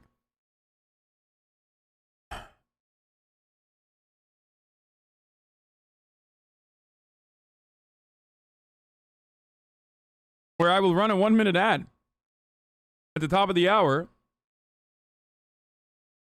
But you can avoid those ads with Twitch Prime for free, or with a $5 subscription, or with an ad block or a VPN. But here's the 1-minute ad now. No, you did not see that coming. That was good. That was fucking good. Shut up. A period after she was in remission from cancer. There's no excuse in any possible way for what happened. This raises the question, if it's no excuse, why bother bringing it up? A common trait of damage control interviews is they're seldom for the sole purpose of coming clean. While Edwards is right that cheating on your spouse while they're in remission from cancer is already terrible, he's also aware that doing so while they're actively fighting it is so dastardly as to be absolutely irredeemable, and so he's compelled to make the qualification, which causes even him to wince as soon as the words pass his lips. This is all about managing his image as best he can, not taking ownership. And of course, he's still lying. His affair with Hunter continued well after Elizabeth's cancer came back. This is what happened. I grew up as a small town boy in North Carolina. You know, came from nothing. Wow. The small town boy defense, dude. I just wanted a crumb of pussy, sir. I had nothing, and now I have things, and I wanted just a crumb of coochie. Worked very hard, dreamed that I'd be able to do something hopeful and helpful to other people with my life. I became a lawyer. Through a lot of work and success, I got some acclaim as a lawyer. People were telling me, oh, he's such a great person, such a great lawyer, such a talent. You're going to go, no telling what you'll do. And this was when I was 31 years old. Then I went from being a young senator to being considered for vice president, running for president, being a vice presidential candidate, and becoming a national public figure.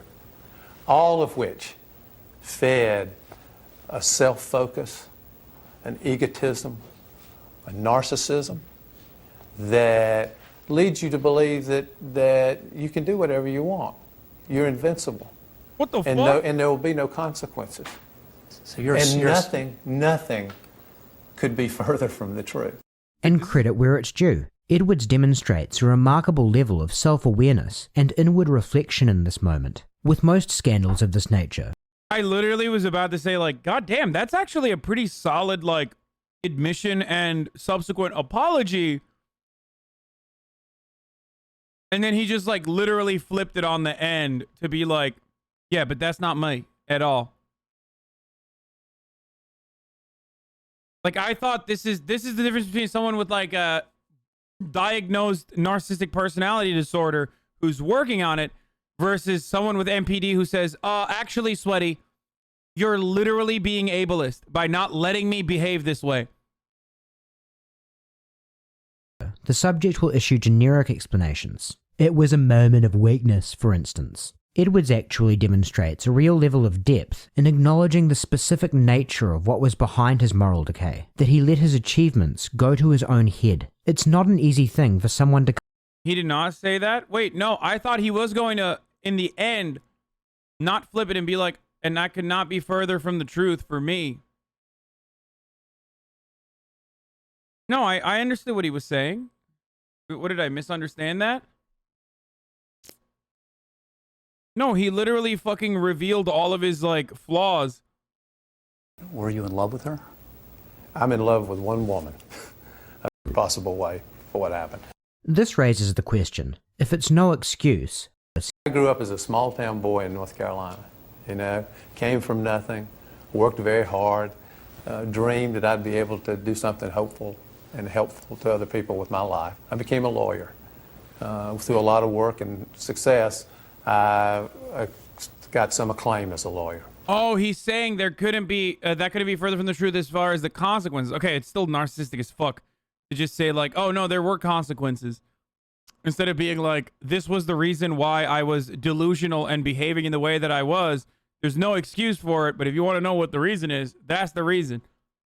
People were telling me, oh, I misunderstood. Oh, he's such a great person, such a great lawyer, such a talent. You're going to go, no telling what you'll do. And this was when I was 31 years old. Then I went from being a young senator to being considered for vice president, running for president, being a vice presidential candidate, and becoming a national public figure. All of which fed a self-focus, an egotism, a narcissism that leads you to believe that you can do whatever you want. You're invincible. And there will be no consequences. So nothing could be further from the truth. And credit where it's due. Edwards demonstrates a remarkable level of self-awareness and inward reflection in this moment. With most scandals of this nature, the subject will issue generic explanations. It was a moment of weakness, for instance. Edwards actually demonstrates a real level of depth in acknowledging the specific nature of what was behind his moral decay, that he let his achievements go to his own head. It's not an easy thing for someone to come to terms with, and shows that perhaps he really does have enough decency left in him to attain the kind of redemption where he could be viewed in a light that isn't completely contemptible. And that picture is absolutely you, and you are holding that baby. The picture in the tabloid? Yes. I have no idea what that picture is. But you've seen that picture, right? I did see it, and I cannot make any sense out of it. Well, at least he got close for a moment there. When I went to this meeting that you've already asked me about, I was not wearing a t-shirt. I was wearing a long sleeve shirt with the sleeves rolled up. I don't know if that picture is me. It could well be. It looks like me. I don't know who that baby is. I have no idea what that picture is. That's definitely not the baby of Miss Hunter? I have no idea who that baby is. I honestly have no idea. I mean, do you know how many pictures have been taken of me holding children in the last 3 years? I mean, it happens all the time. Are you saying that you don't remember holding that child of Miss Hunter? I'm saying, you asked me about this photograph. I don't know anything about that photograph. I don't know who that baby is. I don't know if the picture has been altered, manufactured. It's a picture that was taken of me some other time holding another baby. I have no idea. I was not at this meeting holding a child. Edwards denying the photo now making the rounds shows him holding the baby he knows to be his and Hunter's daughter is such an uphill climb as to be comical, so you might be wondering why he's even bothering at this point. After all, he already lost his bid. Yeah, he lost everything. What the fuck is the point? Why? What is he preserving? Like, does he have to do it? Also, I already ran the ad, so I don't know why you guys keep saying, like, top of the hour ad break. Like, some of you motherfuckers don't even see the ad break. So it's kind of funny that, like, you try to lock me into it in the chat. Cute. Okay, I'm the ad break master, baby. For the Democratic nomination months ago. Here's where Edwards' delusional estimation of himself and his position reaches all new levels. According to multiple sources close to him, at the time he gave this interview, he was lobbying behind the scenes for the role of Attorney General in the cabinet of Barack Obama, who was heavily favored to win the presidency come November. The man you're looking at right now genuinely believes that after having just been revealed to have lied about cheating on his wife for well over a year, he can sell himself to the incoming administration as the top pick for one of the most important positions in the White House if he can just land the idea that his adultery only took place while his wife's cancer was in remission and that the child his mistress gave birth to is not his. There are reports that there was money paid to try to cover up this affair. Was there? Can I just say everything you're saying? There are reports, there are allegations. These are all things in supermarket tabloids, which make the most outrageous allegations every week. While Edwards is right that the National Enquirer is widely regarded as a rag and regularly publishes baseless gossip with abandon, even before this story they were known to get some scandals right, and it's impossible to not notice how rich it is that Edwards is still using the supermarket tabloid line of attack. You guys don't understand. If this guy was the Attorney General, I mean, who knows? Who knows what kind of prosecutions would have occurred on Wall Street? I mean, To combat accusations of monetary transfers and his paternity, directly after admitting that same supermarket tabloid was right about the existence of his affair all the time he's been denying it. So let's just start with where the source of this information comes. This is what I can tell you. I've never paid a dime of money to any of the people that are involved. I've never asked anybody to pay a dime of money, never been told that any money's been paid. Nothing has been done at my request. So if the allegation is that somehow I participated in the payment of money, that is a lie, an absolute lie, which is typical in these kind of publications. I do need to tell you, though, through ABC investigation, there has been evidence, or we've been told that there about $15,000 a month have been paid to Miss Hunter so that she could actually live out in California. In fact, that money was from Fred Barron, who was your national finance chair. Is that correct? I don't know. I know. I Hey, oh, that's my attorney general, dog. I'm going to jail, dude. I told you just a moment ago, I know absolutely nothing about this. You never even heard about that before? I've heard about it from reporters like you just in the last few days. It's the first time I knew anything about it. Because there's also the information that Ms. Hunter has lived in a $3 million mansion in California with help from that money. I mean, I can answer this 100 times the same way. I had nothing to do with any money being paid and had no knowledge of any money being paid. And it wasn't being, if something was being paid, it wasn't being paid on my behalf. And Andrew Young has declared publicly that he is the father of the baby, of Ms. Hunter. I'm aware of that. Do you think that's true? I don't know. You were running for president of the United States. Yes. But at that time, you were living in a lie. You could have been the Democratic nominee. What were you thinking? What I was thinking was this was something that was personal. Man, I was horny. I was horned up. You don't understand. I said to myself, I need a drip of coochie, sir. To my own family. My family knew everything about it, everything. And on top of that, if you look back, Bob, I mean, I've seen people like, for example, Well, politicians are demons. Politicians are no more demon than other humans. Humans are complete monsters. How dare you sit in your ivory tower and cast judgments? Closed sex marriages are boring. Look at that guy. Whoa. Bro, this is literally like Tom from Chapo character. Like, this is like a Tom from Chapo character writing this. Close sex marriages are boring. Also, look at that guy. He's fucking hot. No one blames JFK for getting that Marilyn Monroe pussy. No one says Dr. Seuss is a bad guy for cheating on his dying wife. Nah, that's pretty fucked up, dude. Yo, like, no, he is a bad guy, I think. This guy is, like, lost his shit. The moment I said politicians are demons. Oh, this is a fucking sock account. Never mind. I don't know why I'm talking to it.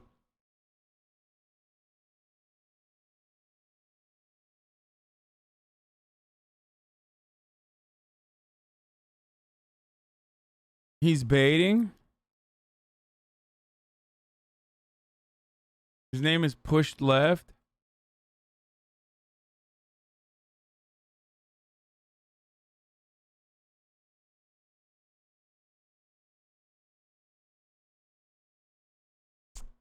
A sock account is when you create a fake account just to, like, say dumb shit. Created June 16th. You know what? I'm just going to ban him just for safety. There you go. Don't come in here with your sock account. John McCain talk about the mistakes that he's made in his past with respect to his first marriage, and left it, I think, basically at that. I mean, I'm not the first person to do this, but I don't want to talk about that. That's about somebody else. This is a what? Wild take. I'm not the first person to cheat on his wife with cancer, stage 4 cancer. I mean, he's right. About me. Let me say this, and I want to say it absolutely clearly. I was wrong, and I am responsible. And your wife, Elizabeth, has also been damaged in this. Why is she not here with us to speak? Why do we just have you alone? Can you please cut the high range audio? That ringing in this clip is killing me. Sorry, I guess you got to die then. Well, let me say first, she's here. She's right here. I can promise you that, as she is all the time. Sorry. I have seen these public figures when they are saying they did something wrong or confessing some wrong, and they bring their wife to stand beside them, I guess, to show support. And Elizabeth didn't do anything wrong. Earthquake. Major earthquake. That was a little baby one. Did you guys see that?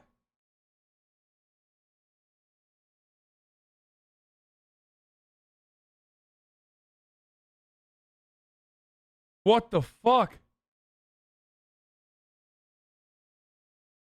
Yeah. Yeah, that was a crazy earthquake. I mean, it was a little baby one. I think it's just probably the first one, right?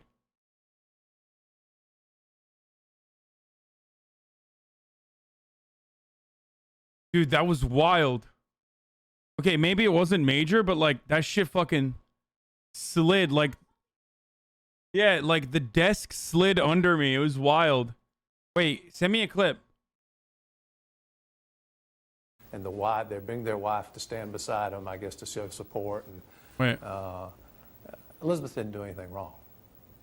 I guess to show support, and Elizabeth didn't do anything wrong.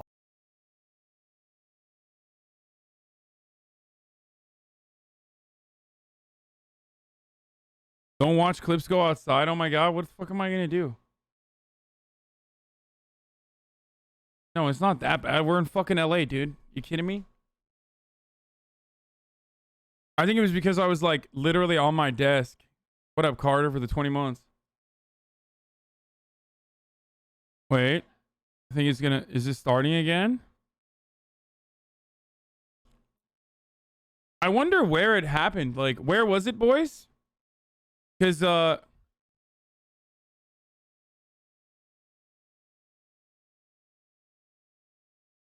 oh, that's why, dude.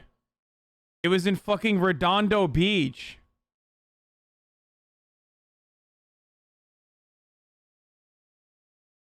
It's like literally right under me. That's why I fucking felt it.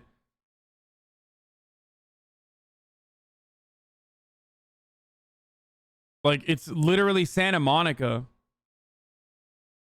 Don't dox? No, that's not a dox, dumbasses. But it's so close enough in proximity that, like, it's literally basically right under us. So even if it was a fucking 2.8, which is a tiny magnitude, but this is, I think...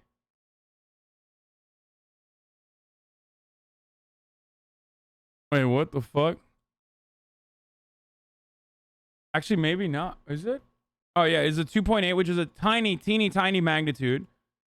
Especially for LA. Like, especially for California. Having it be... Oh, it's 3.4 in El Segundo?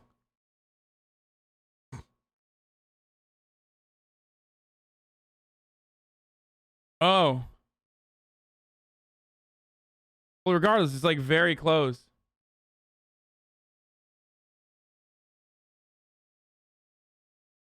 Like it's close enough.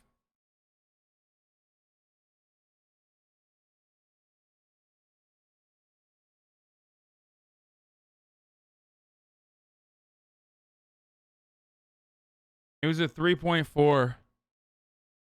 Oh, okay. And it's in El Segundo. That's why it was that's why I felt it like hardcore.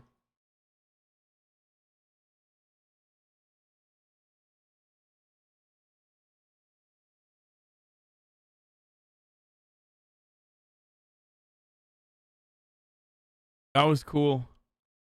I mean, not really. Fucking earthquakes are terrifying, but I guess not really when you're in fucking LA where it's just a regular part of your life, but all right, let's get back to Narcissists.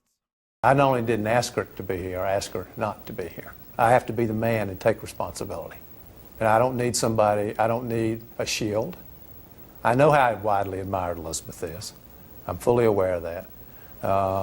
But she should not be involved in protecting me from whatever the consequences of this are. This, I needed to do alone without Elizabeth, because she is in no way responsible for this. Tell me you didn't grow up in Cali without telling me you didn't grow up in Cali. Oh, that's really funny that you say that, because I survived one of the most damaging fucking earthquakes like in history. So in Istanbul. So that's really interesting that you have such a fucking asinine California take, dumbass. I watched an entire city that I grew up in fucking reduced to rubble. So you're literally wrong. It's not a California-centric thing. I had to sleep in the back of my fucking mom's pickup truck for I think it was like a week on end because we were terrified. Yeah, in 1999. For those of you who don't know,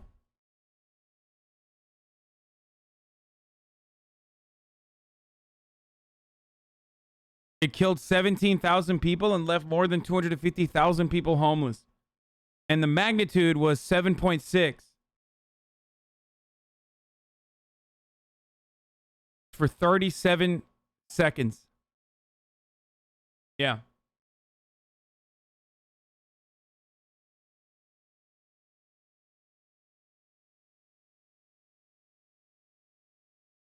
Anyway, it's all good. I mean, it's not the end of the world. First time I came back to California is when I like realized that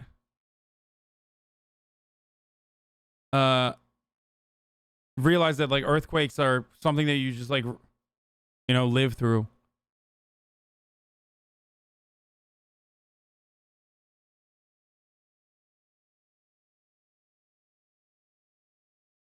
This stage in the scandal, Elizabeth Edwards did in fact stand by her husband, issuing a statement in which she said she was proud of him for being honest in the face of shame, and reiterated the denial that he was the father of Hunter's child. But in the months that followed, the extent of John Edwards' lies grew more and more apparent, and the spectacle of it all began to get truly out of control. Friends of Riel Hunter. By the way, part of the reason why there was such a gigantic death toll is because Istanbul was just like simply, and Izmit was not built for earthquakes. It was dog shit contractors doing dog shit building, and the same cannot. I don't think the same could be said for California.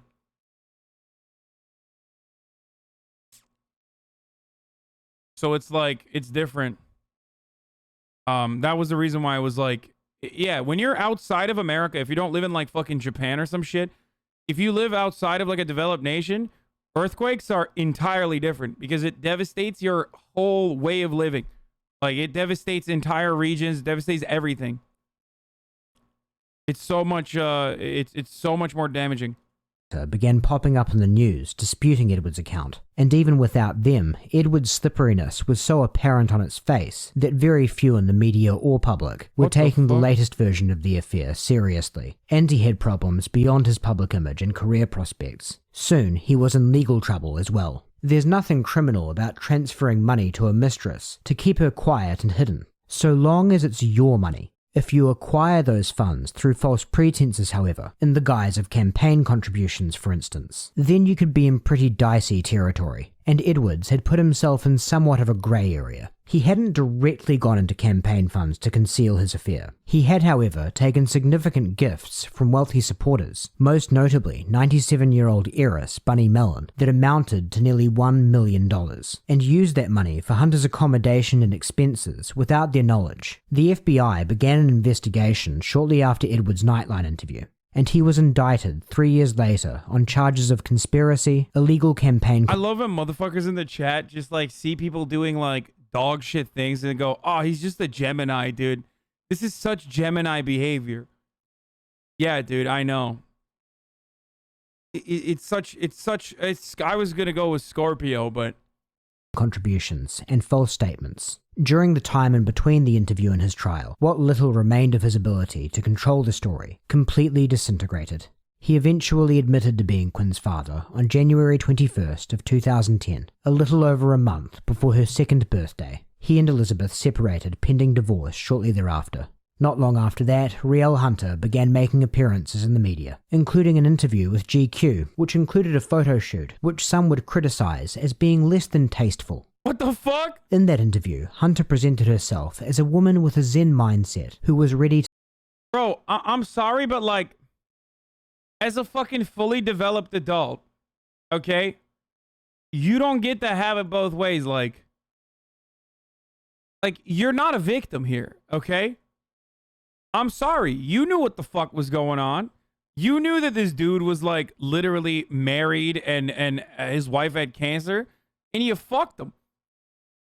And like, you don't get to do like, I'm a fucking hero photo shoots for GQ. Like, you're a fucking asshole.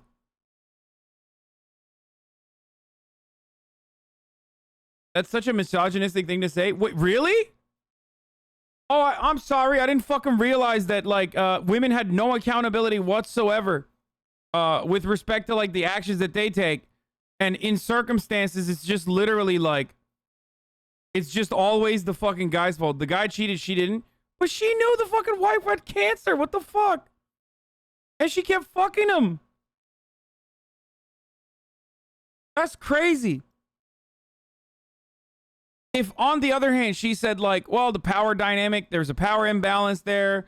Like, I got a job, you know, I'm young and I'm thinking that like, you know, my career is going to go places. And then he has an advance on me. Then that's that's an entirely separate subject. But if you're like, yeah, no, I'm a full-blown adult and I just wanted to fuck this dude and it was tight. You know, you're still kind of a dick, dude.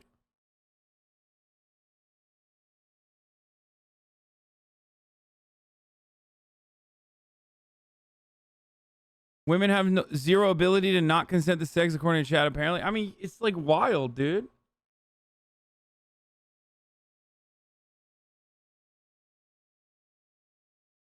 Like, he is absolutely a piece of shit. I mean, he's much, much worse than her actions here. But, like,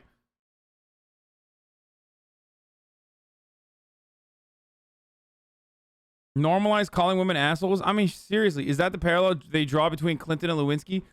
Dude, how can you say that about Monica Lewinsky, dude? Are you fucking insane? One is the goddamn president fucking an intern, dog. How is that the same, dude? Are you guys fucking nuts?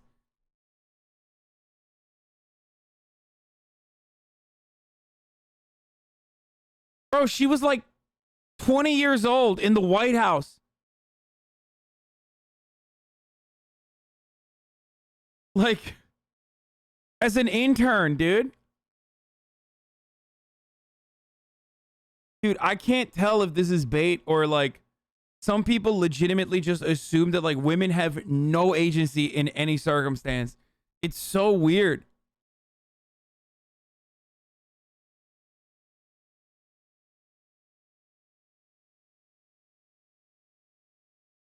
To move forward with her life, while at the same time not appearing reluctant to continue to twist the knife in the Edwards family, claiming, for instance, that after his Nightline interview, where he professed to love only Elizabeth, John Edwards called her and told her it didn't mean anything. Elizabeth Edwards died toward the end of that year on December 7th at the age of 61. In April of 2012, Edwards' campaign finance fraud trial began, with him pleading not guilty to all charges. This afternoon, John Edwards, with his daughter by his side, said he will fight the charges against him and win. There's no question that I've done wrong, and I take full responsibility for having done wrong. But I did not break the law, and I never, ever thought I was breaking the law. But the government charges he did just that, alleging he illegally... Nope, he did. Solicited donations during the campaign to hide his affair with Riel Hunter and the child they share. The indictment stating that the public revelation of the affair and pregnancy would destroy his candidacy. The indictment lays out how the money was spent to keep Hunter away from the attention of the media and in the lap of luxury. There are pricey flights for Hunter on chartered jets, including one for $29,000. Payments to resorts in Florida, Colorado, and California. One hotel bill alone costing $8,000, a $58,000 bill for a rental property. In just 1 month alone, the government claims By the way, it's a total lie. Like, when you say, I didn't know, I mean, first of all, you can't just say, oh, I didn't know as a defense, okay, when you're like very clearly violating the law. And secondly, of course he knew he was breaking the law. Are you fucking kidding me, dude? Like, there's a reason why he, like, kept her under the campaign for the duration. Like, so that he could justify paying for all this shit. $80,000 was spent on keeping Hunter out of the public eye. To help the cover-up, the government claims Edwards asked his campaign aide, Andrew Young, to pretend he was the father of the baby. He also asked me to arrange for a fake paternity test. And in the indictment, prosecutors point to... Also, yeah, he was a fucking lawyer, dude. Like, what the fuck? I didn't know it was illegal. Lawyer running for office the second time. Doesn't know campaign finance violations. Except he suspiciously tried to avoid them as best as he could, or like try to hide it as best as he could while skirting the campaign finance violations. Like, Our interview with Edwards as proof that he not only lied about being the father. A report has been published that the baby of Miss Hunter is your baby. True? Not true. Not true. But also about money allegedly used for the cover-up. I've never asked anybody to pay a dime of money, never been told. I mean, it makes sense that he was like going after a piece of the morality police in the Republican conservative audience, right? And then he did this. This is very GOP, to be honest. Like, he was doing what every Republican does. Told that any money's been paid. Prosecutors say the money came from... The baby's in my chat right now writing stuff like, actually, Sweaty, it is super fucking zen and chill. And that, like, women have no agency in any sort of circumstance like this. Fred Barron, Edwards' campaign finance chairman, and Bunny Mellon, a wealthy heiress. They say Fred Barron spent hundreds of thousands of dollars on this ruse, including one envelope stuffed with $1,000 in cash and a note warning, old Chinese saying, use cash, not credit cards. Now today, John Edwards' lawyer said very strongly that he is certainly not guilty. He says that money was not intended for the campaign. It was personal money coming from personal friends and therefore certainly not illegal. Some new drama on Wednesday at the John Edwards corruption trial. The former senator's daughter actually had to leave the courtroom during testimony about her late mother. Anna Warner is at the courthouse in Greensboro, North Carolina, where several people who used to work for Edwards took the stand. Anna, good morning. Good morning, Erica and Charlie. And it was during the testimony of one of those former campaign staffers that we saw what is one of the most dramatic moments in this trial to date. It's a moment that shows why Wednesday proved to be an emotional day for both John Edwards and his daughter. Kate Edwards attends court each day, but left in tears yesterday, just as testimony began about an incident involving her late mother, Elizabeth Edwards. Former campaign staffer Christina Reynolds was on the stand, talking about an argument between John Edwards and his wife at a Raleigh airport in October 2007. An Inquirer article about Edwards' affair had been published the day before. Reynolds said she watched as a distraught Elizabeth Edwards stormed off and sort of collapsed down into a ball in the parking lot. Reynolds testified Elizabeth was very upset, telling John Edwards something to the effect of, "You don't see me anymore." Then, in front of others, she took off her shirt and her bra. Hearing that testimony, John Edwards looked down and appeared emotional, and at the end of the day left court with his daughter. Legal expert Kieran Shanahan was in the courtroom. Today they try to redirect the focus onto John Edwards and his behavior. Unfortunately, I think the behavior that they focused on had very little to do with the actual charges that he faces. We have breaking news right now, a verdict in the John Edwards trial. Former presidential candidate facing 6 counts of campaign fraud, up to 30 years in prison, but he has been found not guilty on one charge, a hung jury, a deadlock jury, a mistrial on the other 5 charges. He will not be going to jail. This was all in connection with whether he took money from friends and associates to cover up his affair with Mistress Riel Hunter. The jury has decided not guilty on one of those counts, did not reach a decision on the others. Let me bring in Dan Abrams, our legal analyst right here. He's not going to prison. They basically decided, at least on this one count, that this was a gift, not an illegal campaign contribution. Or that the prosecution hadn't proved its case. This is great news for John Edwards. John Edwards has got to be thrilled. People may hear hung jury. Could this mean a retrial? Yeah, it might, it could. But the bottom line is 1 not guilty count and 5 hung is a huge win for John Edwards. Well, I wanted to say first, thank. For the record, like, this shit does not fucking sink Republican campaigns, okay? Like, this will fuck you up if you're a Democrat. It's not gonna fuck you up if you're a Republican. Especially in the post-Trump world that we live in, like, no shot. You're like, yeah, I fucked. Wouldn't you? Wouldn't you? Of course I'm gonna move on her like a bitch. You mean to tell me you're not gonna get gorilla grip? Believe me. He's a Dem though, right? Yeah, that's what I'm saying. It doesn't sink Republicans. It wouldn't have sank Republicans back then. It doesn't sink Republicans in general. And certainly it not post Donald Trump.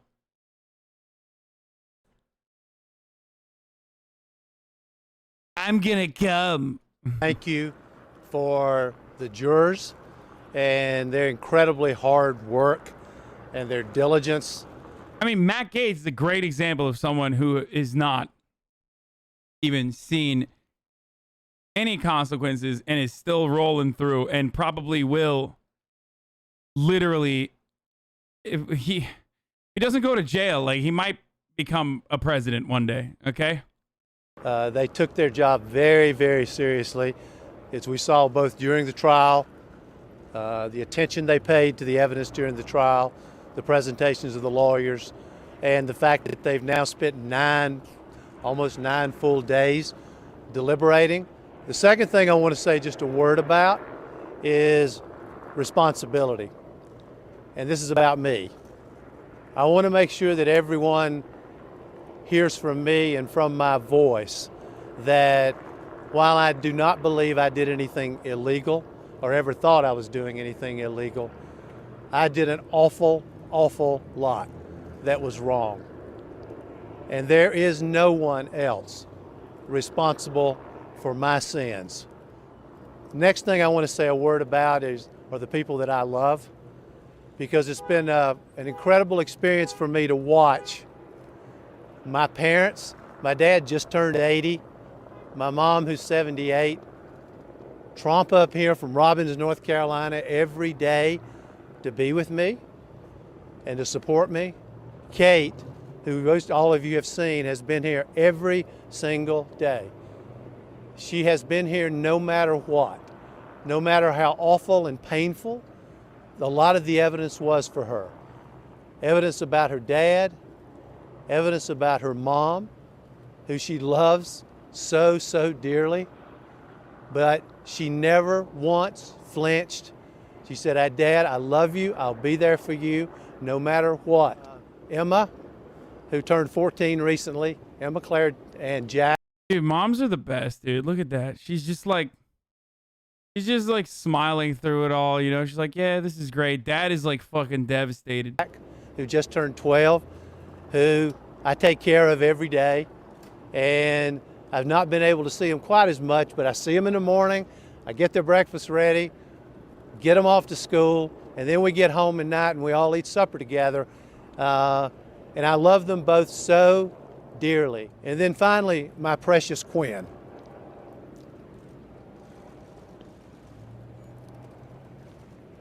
Who I love more than any of you could ever imagine. And I am so close to and so, so grateful for. So grateful for Quinn. I'm grateful for all my children, including my son Wade, who we lost years ago. When a public figure who's committed so many loathsome deeds gets off in a case like this, it's easy to feel like they've avoided their just desserts. But in fairness, Edwards wasn't on trial for those sins, just as he said, and the legal case against him was flimsy from the outset. Besides, the main victims of his recklessness were his family, so in the grand scheme of things, it probably is for the best that his children with Elizabeth were not punished further by seeing their only living parent go to prison, and Quinn wasn't denied more time with a father that had finally got around to acknowledging her. In the wake of a public scandal so humiliating and hurtful for all the people unfortunate enough to be thrust into it against their will, all any decent person can hope for is that Edwards walking free can mark an end to the whole sordid chapter, and the innocents affected by it can move forward in life with the dignity they deserve. I think what bothers me the most was the meanness of it all. The lack of compassion and understanding that happens when people make mistakes or people do things. Everyone judges and jumps on you so fast. Composed and subdued, Rielle Hunter today seems a far cry from the woman at the center of a political sex scandal. How are you doing, Quinn?